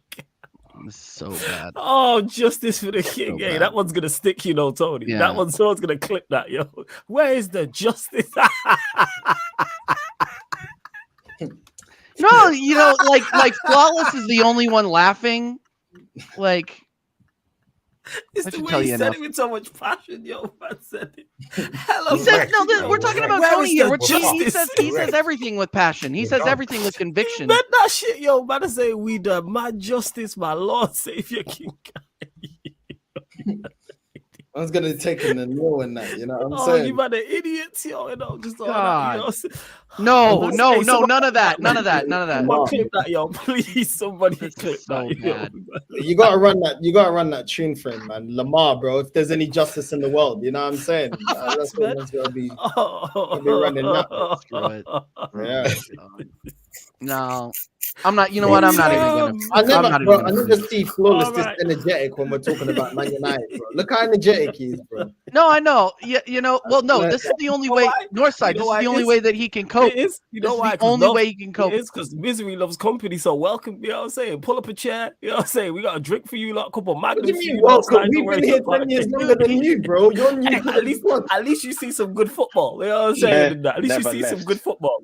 Yeah. You're new in the area, bro. We've been here. No. You know what I'm saying? You say you never left, but at least you did up the house. You might have not left the ends, but you did up the house. You're You not got from this TV, county normally, massive bro. We've been in lions, this bro. county for the last 20 odd years, bro. You know what I mean? Welcome to the area, bro. No, Jez, get out of here. No. Justice for King. Right? No justice. No fee. Where is the justice? Let that fly on Twitter, guys. Let that fly on Twitter. This Let that guy fly on is Twitter. God, yo, unbelievable. We These can't be are allowing going for Martinelli, No. you know, running away with his crimes. While we're out here Oh. criticizing Kai Havertz, Oh. and Martinelli goes away with all the stinkers. Yeah, Zini gets away with all the stinkers. We can't have that, man. Then he We doesn't can't get have away that. with anything. We can't have that. How many goals has he scored? Tony, why? Oh man, For the season? How many assists? If we've Tony, why? let's be fair. It's the best, yo. Hey. No, the problem is that Martinelli walks into Yo, stop, Tony, everyone's stop, Tony, first 11. And I have a problem with that. He's going. I have a problem with that. He walks Get it off into your chest, everyone's Tony. first 11. Get it Why? off, get it off your chest, Tony. He Get it walks. off your He chest. might work into Northside's first 11. I don't know. I've not heard this. But with Yeah, he said our he's, brother Don C, he walked straight. He didn't even flinch.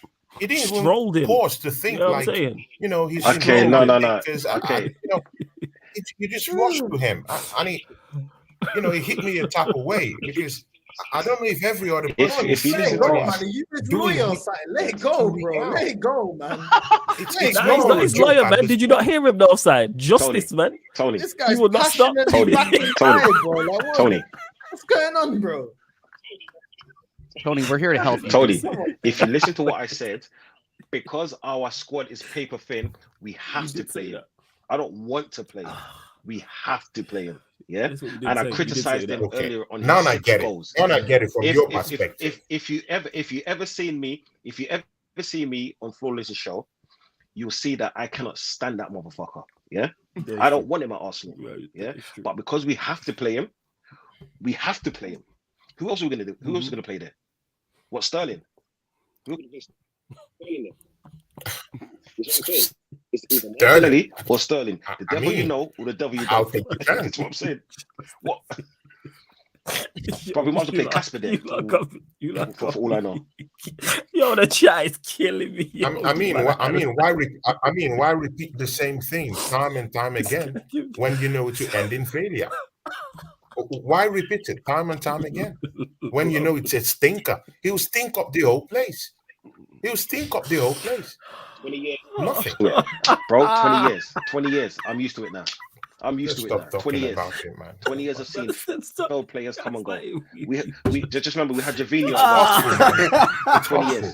Because I won the title. I want to win the trophy. I'm tired of Flawless laughing us out. Veta coming down here talking, all these guys here and the charts here, talking all this bull crap, and we're out here. We can't win a trophy. We can't win anything. Come on, man. We can't win anything. We just The participation trophy. Like clowns. We won the second People place laughing at trophy. us. We want a charity game. Yeah, guys. Yeah. We want Yeah, England's guys, unity. I know I used to be positive or whatever. I know I'm that guy. Those of you from my channel, I know I'm that guy you look up to. When you need one or two positive quotes. But I'm sorry, man. It's doom and gloom right now. Yeah, man. Odegaard is out. It's finished. It's finished. 20 years of doom and I don't gloom. see any creative 20 years spark. of doom and gloom. We didn't do any business. We're done. We're wrecked. Straight box office. We're wrecked. We're done. We can't win any trophy. No, we do. No, we're gonna win a trophy. We got Kai Havertz. Don't worry. We got Kai Havertz. Just this for guy's Kai Havertz, doing- man. That's the trophy. You guys doing a 30-minute monologue just for Kai Havertz, Okay, now, man. I swear Never getting down. that back. Just let it go, bro. I swear down. You think he was defending on real? What is going on, man? Okay, now. I got nothing. We got Man United fans laughing at us. That's how bad this is. That's how bad this has gotten. Cracking up, yo. Yeah, no, this The guy. chat not letting this rest, yo. The chat not letting it go. Tony Justice, man. That's what they're gonna be telling you now. Bro. Man. Yeah. You're not gonna live that down now, bro. Tony Justice. Do you need justice? Oh my god. You're not taking liberties in the chat. Hey, run up the likes. I forgot where he was even at. my god. I'm crying tears. Look at my face. Yeah. Yikes. It's the way man said it so passionately. That's what it was. Where is the justice?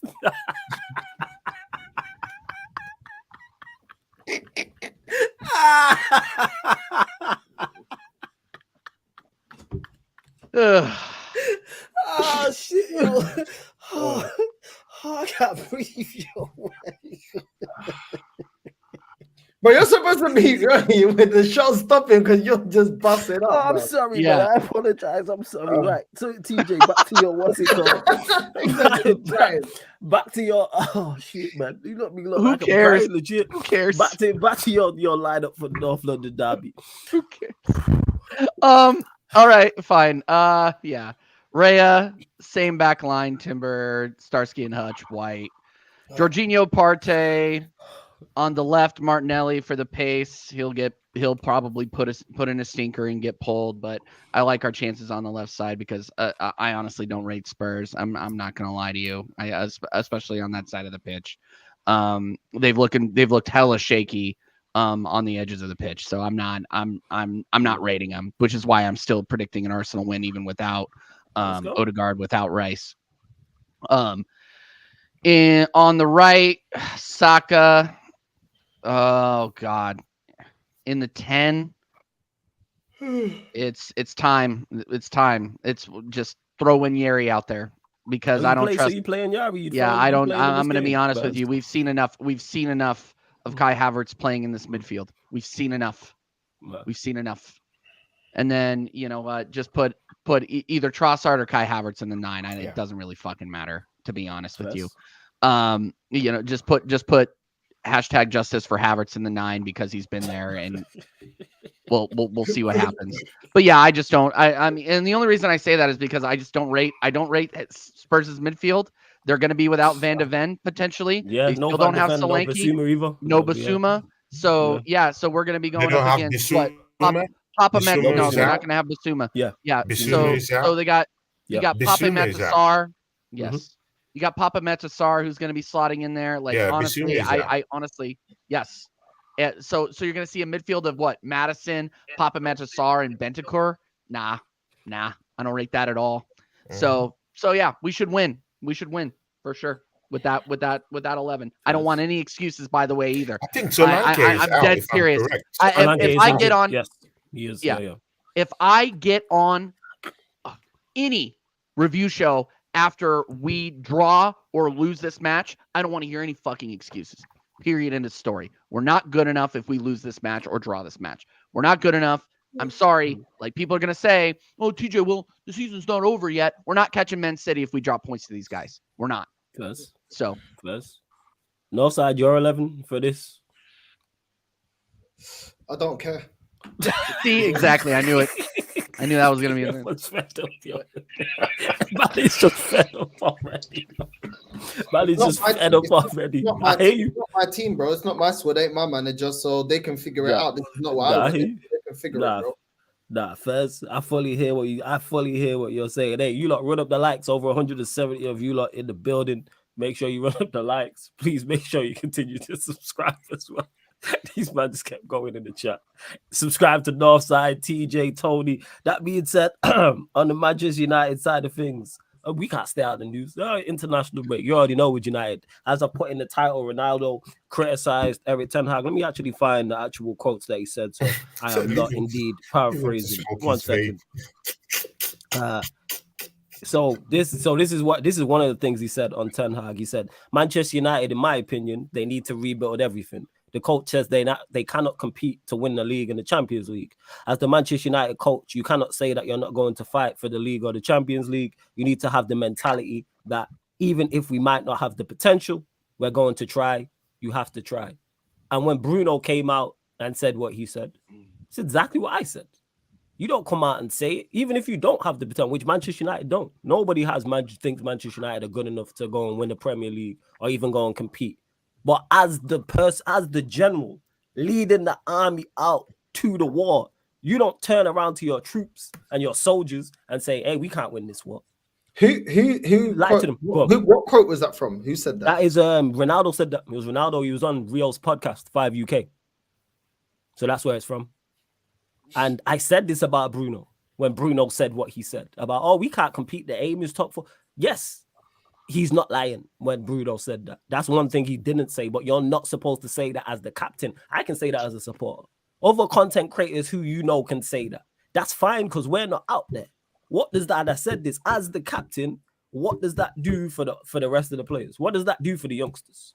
Where is the belief? You should at least believe that you can overachieve. That should be the belief. What kind of belief is that? So let's say, remarkably, in some alternate universe, Manchester United then find themselves in a title race. Let's say that would happen this season. Then what's going to be in the back of everybody's mind is what the captain said. How are you supposed to overachieve if that's the case? And people are going to praise Ronaldo for saying this when it's obvious. Because the craziest part about people praising Ronaldo, when he was here the first season and all these problems was here, because the Glazers was here, there was no, because he mentioned the footballing structure as well. And the place needing rebuilt. When he was here his first season and was scoring all the goals, he didn't say nothing. Had our worst ever finish at that point with him in the side, didn't say nothing. Worst ever manager at that time didn't say anything. Then as soon as you're out of the side, all these problems arise. You know why? Because it's all about him in that sense. Because he scored 18 league goals in his first season. Man said nothing. Then he went on Piers Morgan and said what he said and everyone praised him. And it's like, what? You had your eyes shut for 12 months. You've been here a whole year. So all of a sudden, you only realize 12 months in that things haven't changed since you left, that the stadium needed upgrading, that the training facilities upgraded, that Manchester United are no longer on their mind, are no longer of the mindset of win at all costs, because it was about him. It's only when he was out of the side, then all these problems arise. Ironically, we had a much better season that season than he left than the one he had before, because we finished 7th and had our worst ever finish, obviously, up until last season. So what are we doing out here? But yeah, like what Ronaldo said was spot on.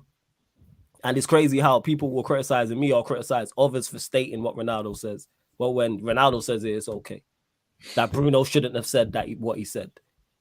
Like, and yeah, flawless with regards to CR7, right message, wrong messenger. Yeah, I ain't really trying to hear from you because when you was on the inside, you didn't change nothing. You didn't say nothing. It would have been big because they if were him trying to resuscitate his career. Like that. This is my whole problem with Ronaldo. No, this is my whole problem with Ronaldo, and I don't care if he's people's GOAT. I really don't give a shit. His best days are behind him, so he's just trying to grab some headlines because he's not getting enough of them out there in Saudi playing in front of 200 people. So I at the end of the day, it's a headline grab. Like you can go back and you can criticize your team, but unless you were saying it like 10 years ago, who really gives a shit what you say? Like, dude, come on, you were hitting the button at the Champions League draw. Like, give me a break. Like, that's where you're at now. That is where you are at now. That is your levels. So, you know, there are other, I mean, and you're not even, here's the thing about that pisses me off about Ronaldo. Like, why don't our heroes just ride off into the sunset? Why can't you do that? Like, what is the problem with doing that? Like, I get it. Messi went out there. He went out and chased the he went out and chased the bill. He's going to end up having his own MLS team. He did it for largely financial and future reasons. Like, there's going to literally be Messi FC in America at some point. But Ronaldo, I swear, it's about money and it's about him. That's always been that way. And I'm glad you just said that, because Ian said here, why expose your employer while still working for them? Make it sense to do after he's out. Okay, then that's cool, but that means you care more about the money than you do Manchester United Football Club. Because he claims, I still love Manchester United. So if you love Manchester United, instantly as soon as you come back and you see things are going south, speak out. Because he's Cristiano Ronaldo. Saying this shit 10 years ago. He would get so much backing if he would have said that. But you know why he didn't say that at the time? Because he was playing well, like himself from an individual standpoint. Even though the team wasn't performing well, he was performing well. He got 18 league goals. I think he got. And even if he gets fined, he doesn't even need the money. Even if they don't pay him for a month, he don't need the money. They don't pay him for 6 months, he don't need the money. He makes more money off of football, so it doesn't really matter. The consequences ain't even that serious. I think, yeah, go on. That the way he's moving, yeah, typical.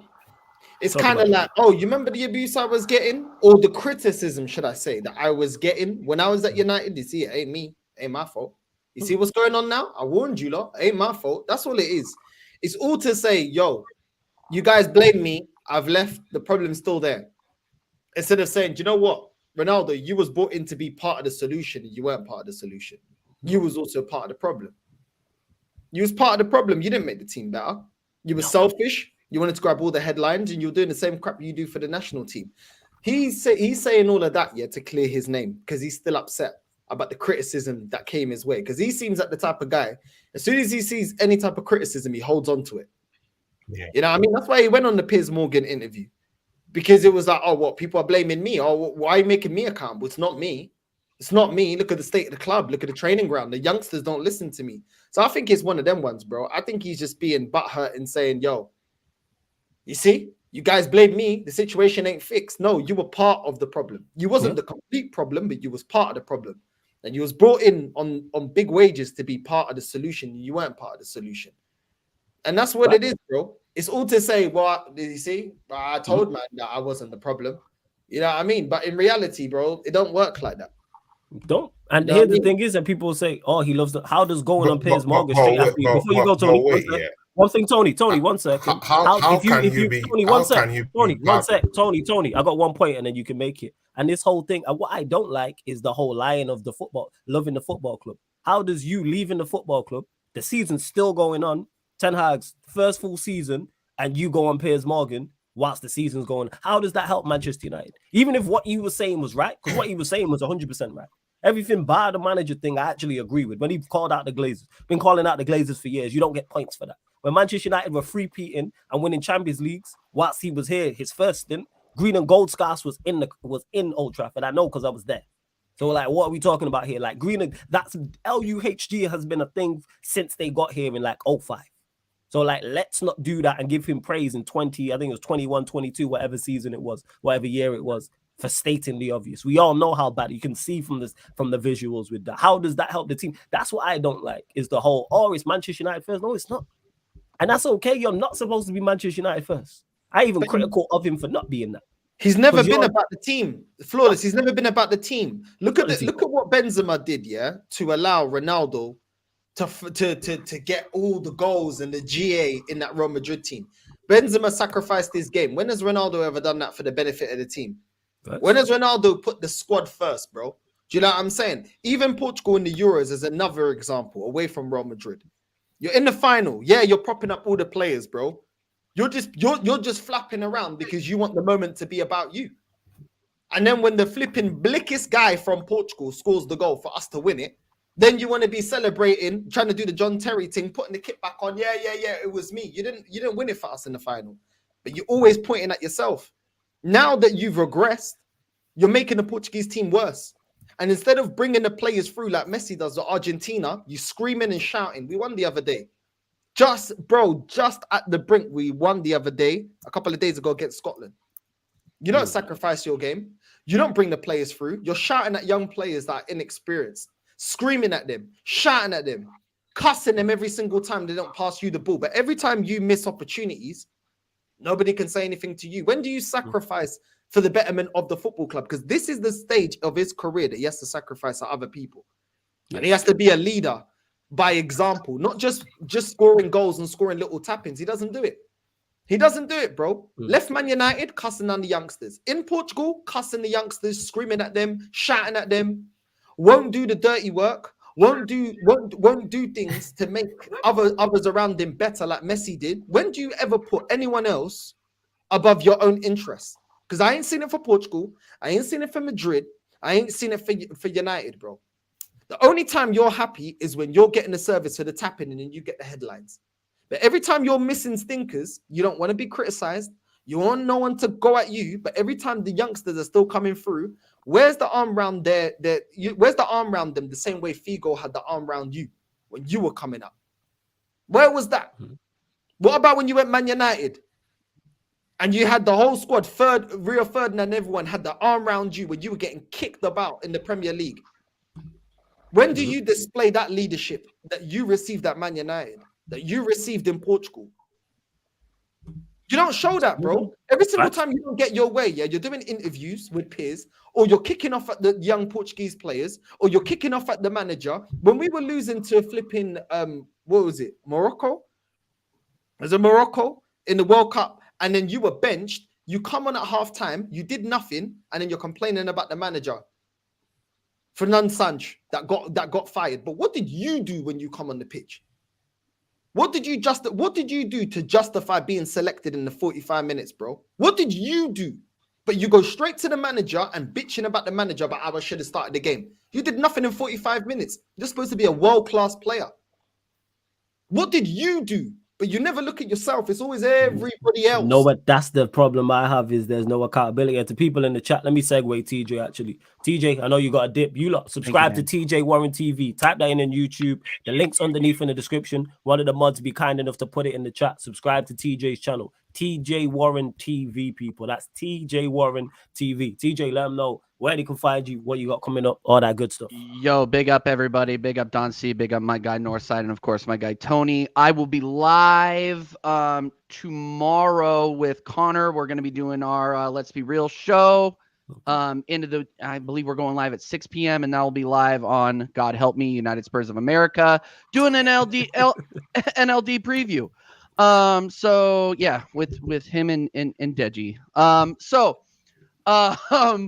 Going and tune into that. Subscribe to my guy Jacob, and then I'll be live again with Jacob doing a North London Derby preview, or doing a North London Derby watch along. So that will be absolutely wild. So I would really appreciate if you guys tuned in for that. What time and then is American. That's it. We're going live, I think, at 7:30 my time, so half an hour before kickoff, I believe. Okay. That's when we're going live. No. I was talking about the United Spurs of America. United Spurs of America. Oh, the preview tomorrow's at 11 p.m. UK.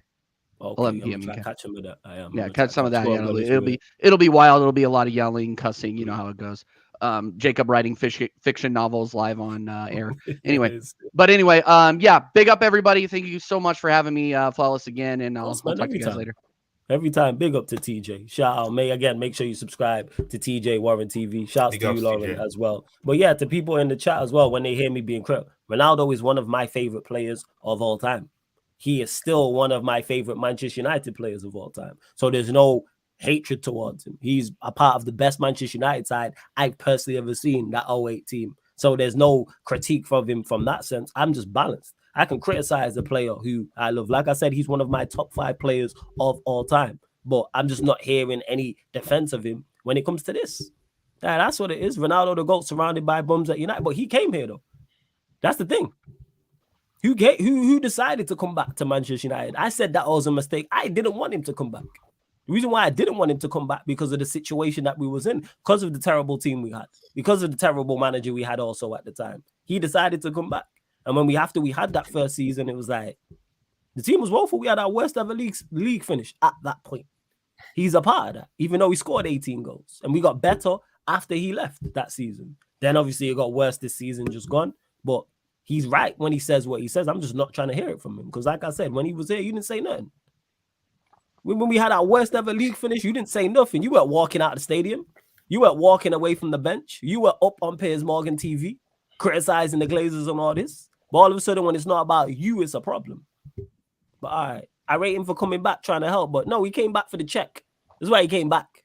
He didn't come back for the love of the club. He came back for the check, and because we were the only team that offered him a contract. That's why.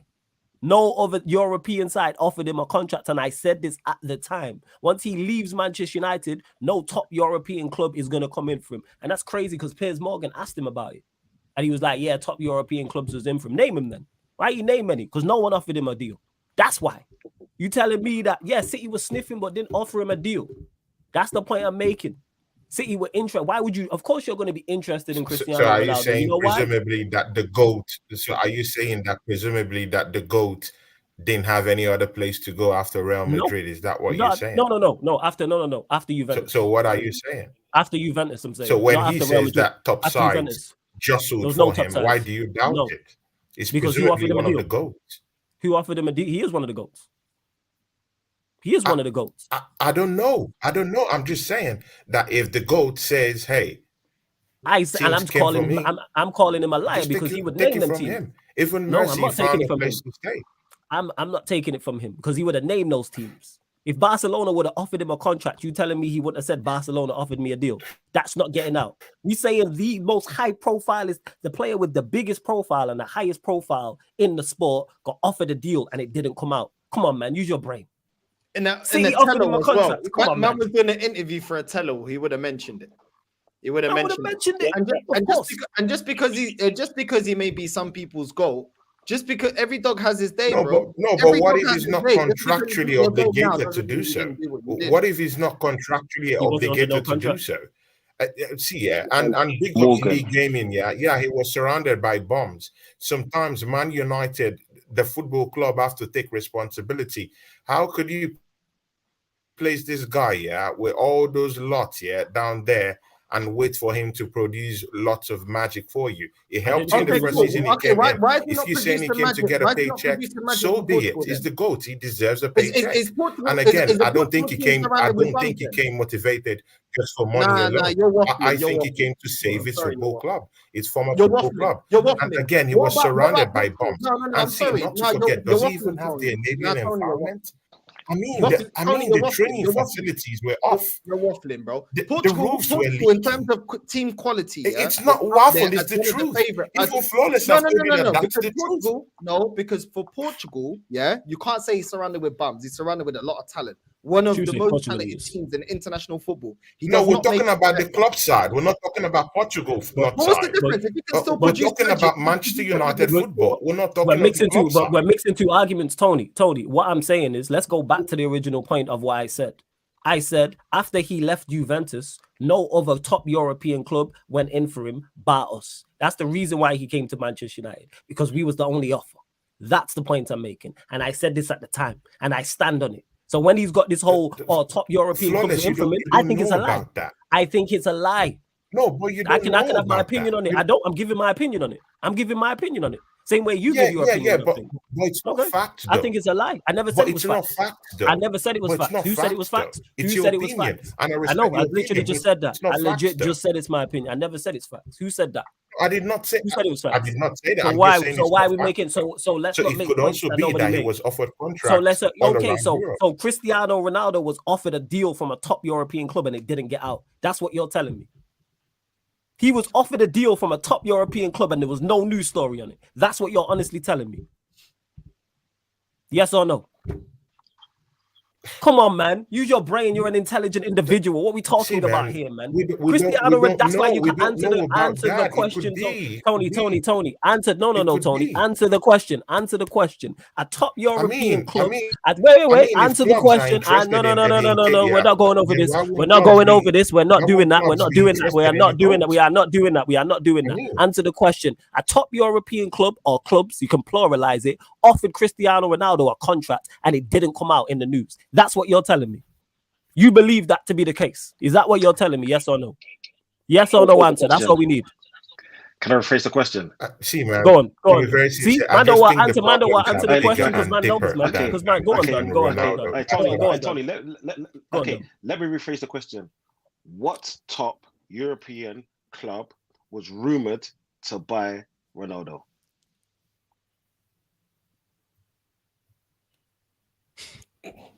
Exactly. I hear you. That's my point.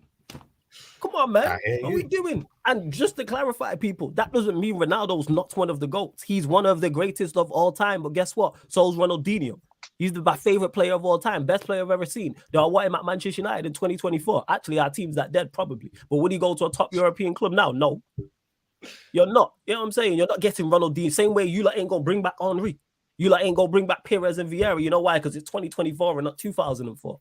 It's a wrap. The show's over and it's I'm just saying, if all these what are we talking dead about? players here are already having clubs, if dead players here Leeds gaming club Ronaldo after Juventus European clubs, top European clubs. Why wouldn't the GOAT get a call from a top European club? European clubs. Top European clubs. What dead players from your teams have gone to a top European club? Don't worry, I'll wait. Bro, I didn't say they went to top European. I said they went to European clubs. But that's the point we're making. And again, that's the comparison I'm trying to bring in. If these dead players can get call-ups from Germany and all these clubs, even within domestic, within England, you're arguing something nobody said. We're not saying that. We're not saying that. No, I didn't say. Why would the I didn't say he can't play in Europe. Them words, I'm very specific with what I say. I never said he can't play in Europe. So why again we arguing points that never got made? I never said he can't play in Europe. I never said he had offers. He didn't get offers in Europe. I said specifically top European clubs. There's a reason top European clubs didn't go in for him. We had the manager of Burnley at the time say I wouldn't take him in my club on TV. Vincent Kompany said that on Match of the Day. I think it was an FA Cup game. And he said, would you take Ronaldo? He said, no. I need players that can run. What are we talking about here? And they were in the championship at the time. What are we doing now? You know that problem runs deep. But again, see, the essence of the whole thing is that problem runs deep, yeah? It runs deep. United should take responsibility. And of course, we're all humans. You know, he has a right to respond to what's going on out there. We're all humans. If you have a problem out there and you know people are criticizing you, they don't know the in story of what's really going on, you have the right to come out and you know voice out and say what the problem is. And I think to him that's bullshit. When he said company needed runners, how did that work out? They got in that position, you would have an ego. I'll get to you in a second. To this, how did that work out for them? They got promoted. You can't tell another man how he should respond. I get to you, Tony. You talking a whole. So again, if he had that criticism, this is the third time you're talking about certain. But I get to that in a second. To Leeds gaming who says, or leader gaming who says, company needed runners. How did that work out? They got promoted, so it worked out for them. They had a successful season, and after that successful season, he now ended up at Bayern Munich. So it worked out pretty well for him. If I would say, hey, he went to a top European club before Ronaldo. Interesting how that works out. You know what I'm saying? One of them is managing Bayern Munich, and the other is in Saudi. But hey, we move. Let me get back to it. And Tony, again, nobody criticized Ronaldo. There was no criticism when he said this. Nobody's criticized him whatsoever in regards to what he's saying. When I say that, he's not responding to anybody. But hey, when he said it about a couple of years ago, before he went to that talk show with. Oh, you mean when he went on Piers Morgan? With was that cool. Arsenal fans. Piers Morgan. Yeah, I show. know what you're talking about. What's that guy? Is it? No one criticized. Nobody criticized him publicly. Then What? he made it public. Piers Nobody Morgan. criticized. Before he went to Piers Piers Morgan Morgan. show. Nobody criticized him publicly. You know, of course. No, I did shows on this. Yeah. And many Manchester United fans were telling him, fuck off, do this, do that. You know, They criticize everybody. Critiquing him also. Everyone gets so criticized. he has the right to come out and voice you weren't out performing whatever. well. No, perform better. No, perform better. That's what you need to do. Perform better on the football pitch. Your performances weren't up to scratch. But he told you that the problem was the coach. He told you that the problem was the facilities. He told you that the problem was the, How come it wasn't a problem this first season? Was the owners of the club, were the owners of the club. He knew all this coming back, so why come back? He mentioned all these things and they were the truth. So what's your problem Why with the come guy? back? I have no issue with that. Why come back? Why come back?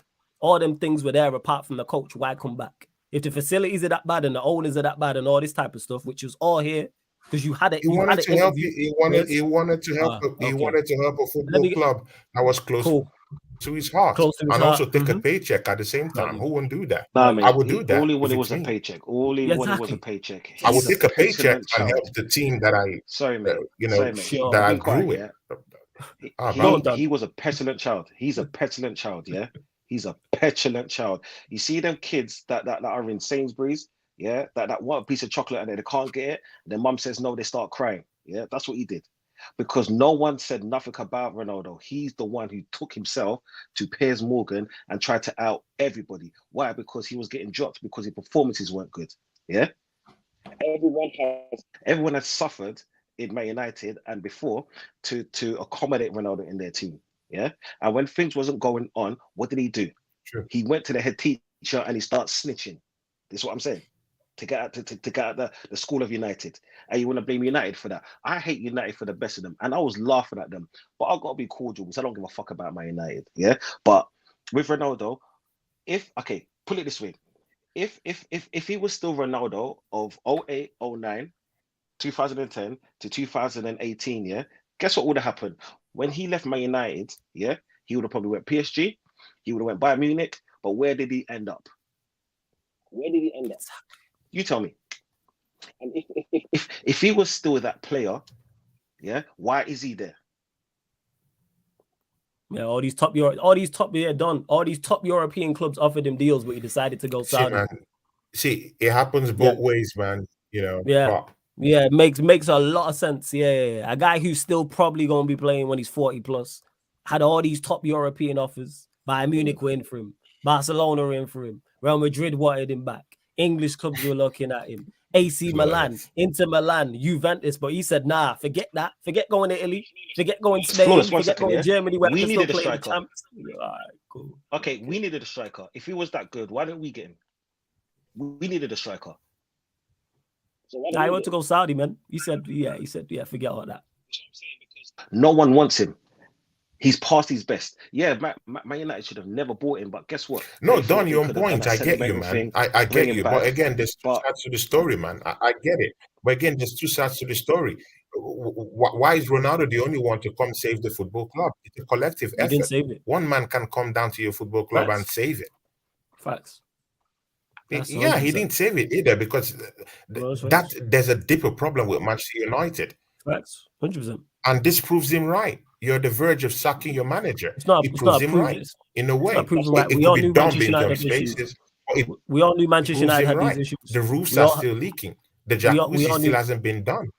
Yeah, we all knew Manchester United had these issues. Right. Eric Ten Hag hasn't won a major trophy. We all knew Manchester United had these issues. You know, we can blab about what we're talking about here. We all knew Manchester United had these issues. You know, we all knew it. Right. We all knew it. I'm saying we all knew it. I was talking about this 4 years ago when before I was content creating. I was talking about this. We all knew these issues. What we talking about?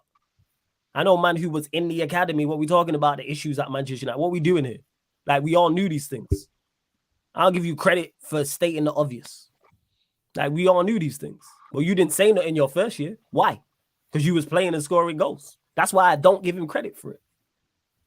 You was playing and scoring goals, so the ownership wasn't a problem. The stadium wasn't a problem. The jacuzzi wasn't a problem. The fact there's a PS2 there and not a PS5 is not a problem. But as soon as you're not scoring goals, now it's a problem. Now it's I'm running to Piers Morgan. Now it's I'm leaving the stadium. But all right, sure, okay. All right. But big up African Cat for the super chat, man. Much appreciated. He says, big up the panel. I have my ribs hurting Big ups African Cat, laughing. man. Laughter is good. Keep it up, bro. You already know that section's hilarious. I need to clip that. That's going in the funniest moments, without doubt, as well, man. Big up. Hey, Daryl, salute for the super chat as well. Says if Ronaldo was a real one, you should have gone to Sporting after leaving Juventus. Even they didn't win.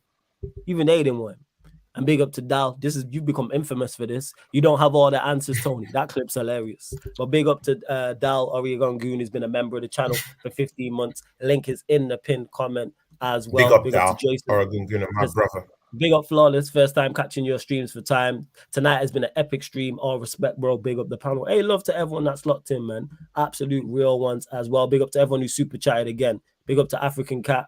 Much appreciated. Big up Dal for the super chat as well.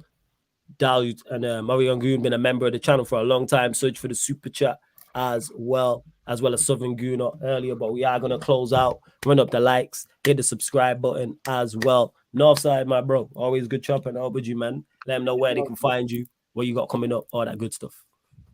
Love, bro. Big up to the panel.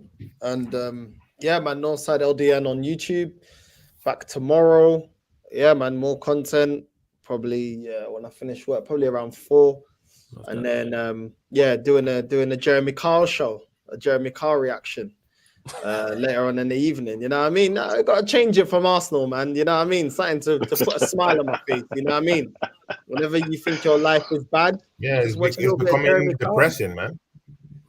You got bro. Tony, you're talking about Ronaldo, yeah, bro. This guy is, bro. He's been finished, bro. You know what I mean? A couple of months ago, Portugal won 9-0 against Luxembourg. Yeah, and you can say it's Luxembourg. That's our biggest win in our history. Guess what? Ronaldo wasn't playing. You know what I'm saying? So this is all I'm saying, bro. People say, "Oh, Ronaldo needs to save us." How come we scored 9 goals without Ronaldo? The problem at Portugal is the manager and Ronaldo. Ronaldo don't do nothing unless you give it to him on the plate. He scored against Scotland. Do you know how many chances he missed in that game? But until it got given to him, it was harder to miss than to score on a plate. Literally just the tap in, he's able to do that. But people that don't watch Portugal, every game that they play are going to tell me, oh, but you need Ronaldo. He comes up with the goal. No, the system's dead. We're playing with no DM. One game we're playing 3 at the back. Next game we're playing flipping 8 at the back. You know what I'm saying? And Ronaldo doesn't offer anything. So it's one of them ones, bro. But people always want to twist it when it's Ronaldo and say this and say that. And it is where it is, isn't it? When the right selection is played and the right players need to be selected, Portugal don't need Ronaldo. You know what I mean? They don't need Martinez. They don't need Ronaldo, bro. And I saw it from Man United and I see it from my nation all the time. This guy is trash. Because he scores a tap in, people get convinced. It is where it is. But big up to the panel. Big up to everyone that's watching as well. And yeah, love Flawless for getting me on. Big up to Don C as well. Man. Big up to Tony as well. You know what I'm saying? And yeah, man. Anytime Northside, you already know, man. You know, more than welcome. We need to patent something anyway, permanently. But we'll talk about that. Tony. Yeah, I don't see. Tony, let them know where they can find you, what you got coming up, all that good stuff. Yeah, big ups. See ya. Yeah. Flawless. You didn't tell me that Northside was coming today, you know, but of course, special guest surprise for you and everybody else. This guy Northside, even if me and him don't work. See ya, guys, even if me and Northside don't work quite closely for some time now, but man, this guy he was one of the, you know, the big dogs out there, yeah, that really gave me a big lip on this channel, man. You know, and that's my respect for this guy. You leading our class, man. You lead. See the bro, second come on, man. You're the one on 10K, 13K, bro. You're a big dog in this. You leading it. Dog in this game, man. I ain't leading nothing. No, you leading the class, man. I'm leading the I'm leading is getting hated, bro. Yo, fam, you see getting hated, bro. Nah, fam, you are, man. You see the second wave, yeah? You see the second wave? That's me, you, and the rest of us, like that are on our way to getting where we need to go. You leading up that class, fam, man. I'm saying. No, we're the same. Me and you on the same amount of subscribers, bro. Yeah, we are, but you still leading the class. I'm there, though, but you get what I'm saying in that. Yeah, you leading the class, fam. I'm telling you. I'm telling you. Not leading the class. Yeah, sure. But thank you for the compliment. And, you know, guys. Yeah, guys, and yeah, sure. And of course, guys, yeah, Northside was one of the first people to give me a chance to even have a show with him. You know, it takes something special to have that with someone like that. So I have big top utmost respect for this guy, man. Big ups to you, Northside, every other time. Don't see. I'm just meeting you today, man. I like your points, like your argument. You look like a real brother. Thanks, man, for today. Hopefully, we get to work one of these days. To be nice to chop it up with you and actually talk some sense once in a while. Flawless, same thing. Thanks to you too, man, course, for man, today, man. My guy. Guys, see, don't allow anyone fool you. We don't need Martinelli down there. We can see, guys. let me even throw this to Twitter. Yeah? You know what, yeah, guys? Put it on Twitter, yeah. Let's get.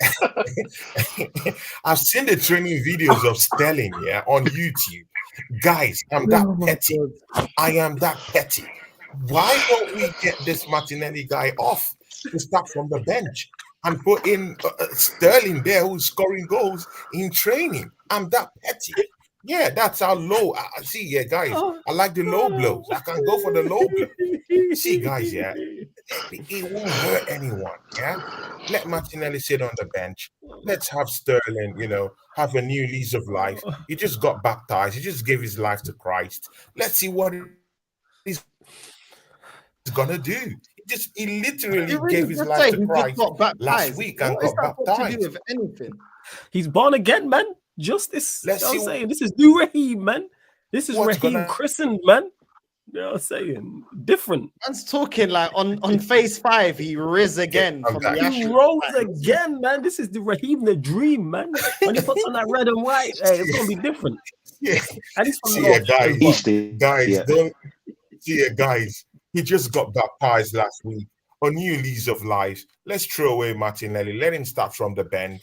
And let's see if those training videos that is scoring goals here and there can even help us. Not side. We don't see, there's no time for this. We don't have anyone to come in there. We're screwed. So any solution that can come in, I'll take it. How about that? Not side. Because we don't have anything either way. And of course, I won't want my team to lose either way. So let's see, man. We have no choice. Bro. We're blessed with choice right now. We're blessed with Martinelli right now. So if Sterling comes in and replicates what he's doing in training, there's no need for this. I get that, man. Season's over. Sure. Season's over. And regardless of the injuries, even before the injuries, even if we didn't have injuries, guess what? We weren't going to win the league anyway. Injuries it's irrelevant anyway, because we weren't going to win it anyway. Let's just keep it real. We had Odegaard for how many seasons? We didn't get over the line. You know what I'm saying? We had Rice last season. I know he's only 1 match ban. We didn't get over the line. Marino, we don't know how we're wrecked, man. We don't know how good he is. We're wrecked. Let's just leave it like that. We're wrecked either way. It is where it is, man. Another year of stress. You know, we're wrecked either way. But see, guys, today, you know what I mean? Flawless, but definitely. It's really stressing me out. It's really stressing me out. We're here together in pain. You know what I'm saying? You're in pain. I'm in pain. We all in pain together. We all gonna suffer together, man. Pass the bottle, guys. Man. Big ups to everyone. See, I have a show coming up. This stream is comedy. I have a show coming up with Josh True. He will be down there with me this week. Yo, I ain't laughed at. I have a show with Josh True. He's still doing it. He's still doing it, bro. He's still doing the justice for Kai speech. See ya, guys.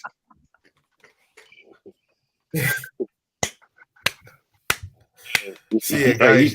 You should get some t-shirts. You should get some t-shirts. Yeah, 16 out of 10. Justice for Kai on the back. I have a show with Josh True coming up this week.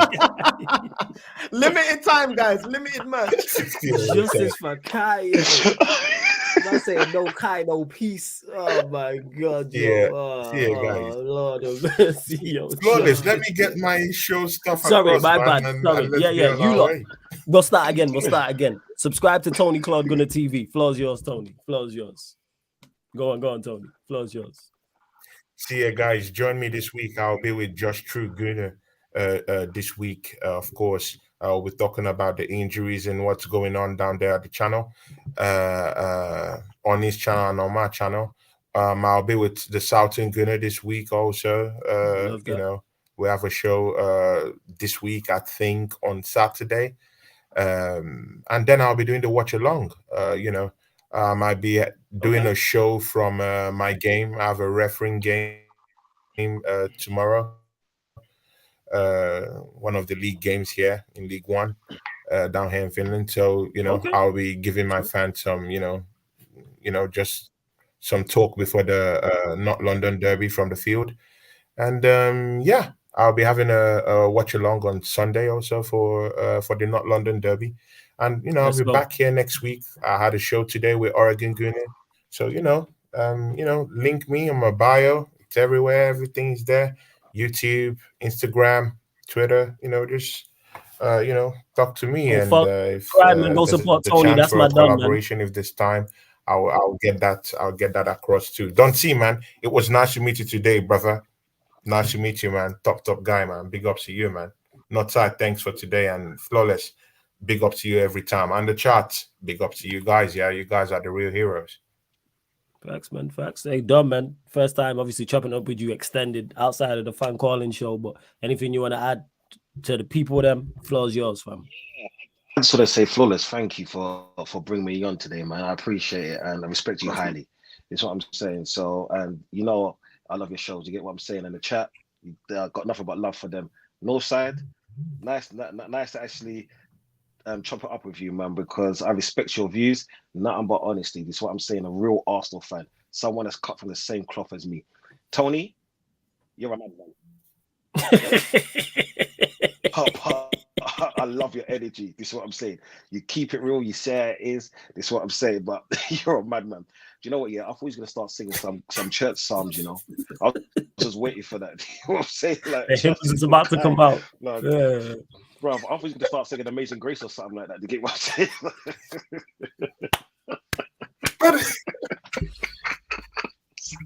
So justice for Kai. Justice for Kai. Justice for Kai.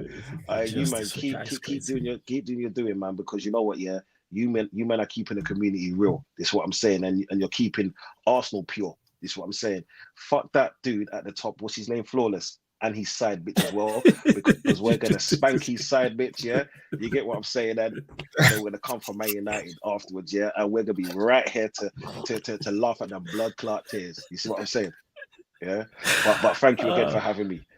Of course, man. You already know, man. And before we close out again, I can't stress this enough. Subscribe to Tony Claude Gunner TV on YouTube, Northside LDN on YouTube, TJ Warren TV all on YouTube as well. Big up to all you lot in the comments. And before we do close out, I'm going to get predictions for the man because this show is normally Wednesdays, 11:30 p.m. UK time. But because Arsenal play on Thursday next week, we're going to move the show to Thursday, 11:30 p.m. after the Atalanta game. But Dante, we'll go to you first. North London Derby prediction: Tottenham Hotspur versus Arsenal. Okay, just for Tony. 2-0. 2 Martinelli goals. Just for Tony. All right, brace. Okay, brace for Martinelli against Spurs. 2-0. Northside, what you saying, man? Scoreline prediction. 2-1 Arsenal. 2-1 Arsenal. Okay. Tony, what you saying?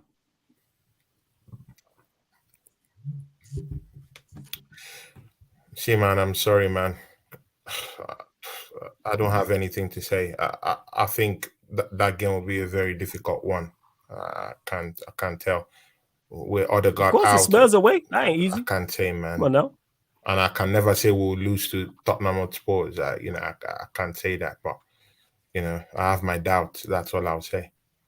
With Odegaard out, there's not. We can't. It's a derby. It's a derby. It's a derby. We saw Man United last season winning against Liverpool. Do you know what I mean? You lot beat Liverpool even though you're not the better team. I mean, I want to be positive. You never know what can happen, man. There's no creative spark. Just be honest, Tony, man. If you want to say a Spurs win, say a Spurs win. It's okay. He's got Havertz for the winner. Well, he didn't deny it. It can happen. It can happen. It can happen. It can happen. We're going to go. Oh my God! No, Tony, I'll just go with a draw. Prediction. I'll go with a modest. Okay. Yeah, I'll go with a modest 2-2 draw, and that's because I can't give Spurs the win.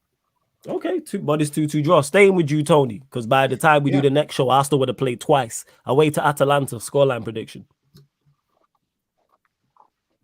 Scoreline. Oh, God. Mm-hmm. We might nick that one. We might nick that one. And 1-0 Kai Havertz winner, man. After scoring game, in the derby. Because they have killers down there at Atlanta. I rate Lookman. you know, see, it will be a 3-2 win. I think Arsenal will win 3-2. Okay, 3-2 Arsenal win. North side, away at Atalanta. We might escape that one. 2-0 Atalanta. 3-2 Arsenal win. 2-0 Atalanta. Okay, Fairs not confident going there at all. Fairs. Nope. I hear you. Done. What are you saying? Away at Atalanta. 2-1 Arsenal. Okay, there we go. So mixed results on that one. Again, big up to everyone who was locked in. Let me just get to a couple of the comments that I did indeed start as well. I know you lot have thoroughly enjoyed the show. Big up to Kings. It's great to see Don C on the show as well with the fire emoji. Shout out King. It's a sensational show. Big up all the panel. I need to jump on one of the shows flawless because I always I'm a pattern at King. It's just dotting all the I's, crossing all the T's, and getting the show's correct. Like Don C's should have been on the show before, but me and him are going to talk. Well, we've already spoke, but we're going to talk again. I'm definitely going to get him on a regular basis on the show. It's just, getting it right. Make sure it's the right show. You know what I'm saying? That's what it is, people, at the right time as well. A lot of thought goes into new shows on the channel and things of that nature. So, and other shows got moved around, which slowed it down. But yeah, man, big up to all of you lot, man. Really hope you enjoyed the show. I did. Hilarious, man. That Tony, I've still got tears in my eyes now, man. But shout out to Don C, big up Northside, great special guest. Big up Tony as well. Big up TJ. Don't forget though, people, follow us on Playback. Follow the Sarcasm City TV Playback, people. We got Premier League watch-alongs over there, Champions League, Europa League watch-alongs over there. The Arsenal-Atalanta game, for example, will be on over there. Gaming content over there as well. NFL watch-alongs over there. Boxing content. Canelo's fighting Saturday. I need to add that to the list. NFL on Sunday, as well as all the Premier League games, plus more. So go follow the Sarcasm City TV Playback. Playback.tv/Sarcasm City TV, or download the Playback app from your store. Because if you're supporting Sarcasm City TV and you're only watching the YouTube, you are not getting all of the content. So please get over to the Playback. And on top of that, we are available on all audio platforms as well. So you see this show, all the other shows on the YouTube channel, apart from watch-alongs, are available on all audio platforms. So we are on Spotify. So follow us on Spotify, 5-star us, iTunes as well, 5-star us, same with SoundCloud, all Sarcasm City TV. You might be out and about, people. You might be out and about and don't want YouTube using up all your data. So therefore, go to the Spotify, go to the iTunes, go to the SoundCloud, and to Gunna G says, only 40 for me, blood. We got plenty of football over there, man. Premier League watch-alongs, Champions League watch-alongs, Europa League watch-alongs, all over on the Sarcasm City TV Playback. And yeah, bless up for the DM. I did see you say this, Eli, that Kendrick has dropped something. Is there another Drake this, or is it just a cold track? I'm hoping it's the start. You know the tune that you had at the start of Not Like Us? I'm hoping it's that, but I'm going to check it out. But yeah, we're going to redirect to that fraud sunshine, people. So make sure you put Sarcasm City TV. Oh yeah, she a big fraud. Don't get it misunderstood. So yeah, we're going to redirect to her people. So just put Sarcasm City Raid in the chat. Let me make sure I've set that up. But again, man, love to you lot, man. Because for real, we've had well over 100 people in there for the entire show, pretty much. So big up. And one last thing, I know I have a lot of information, but you lot are smart. Thursday, today, 5 p.m. UK time, Sarcasm City Sports Q&A, people. So we'll be answering sporting questions from the chat, looking ahead to the North London Derby, United playing away at Southampton, Chelsea away to Bournemouth, Liverpool at home to whoever they're at home to, and City are probably going to win again. And then following that, there's another crossover, Manchester United, Chelsea, Tottenham Hotspur show, where I've got two special guests. Look at the two special guests that lined up today, people. So imagine what I got in store for the United Chelsea Spurs show. Got a Chelsea fan coming on who's very entertaining, and also a Spurs fan coming on who's also entertaining. And them two crooks, you know what I'm saying? Surfer and Jez will be there as well. So love to everyone that's locked in. This has been the Man Them United and Liverpool at home to Forest. There we go. Liverpool at home to Forest. We're discussing all that. But love to everyone that's locked in. This has been the Manchester United Arsenal show. Man Them United podcast meets the Gunner Talk from the Arsenal podcast live on the Sarcasm City TV YouTube. Salute.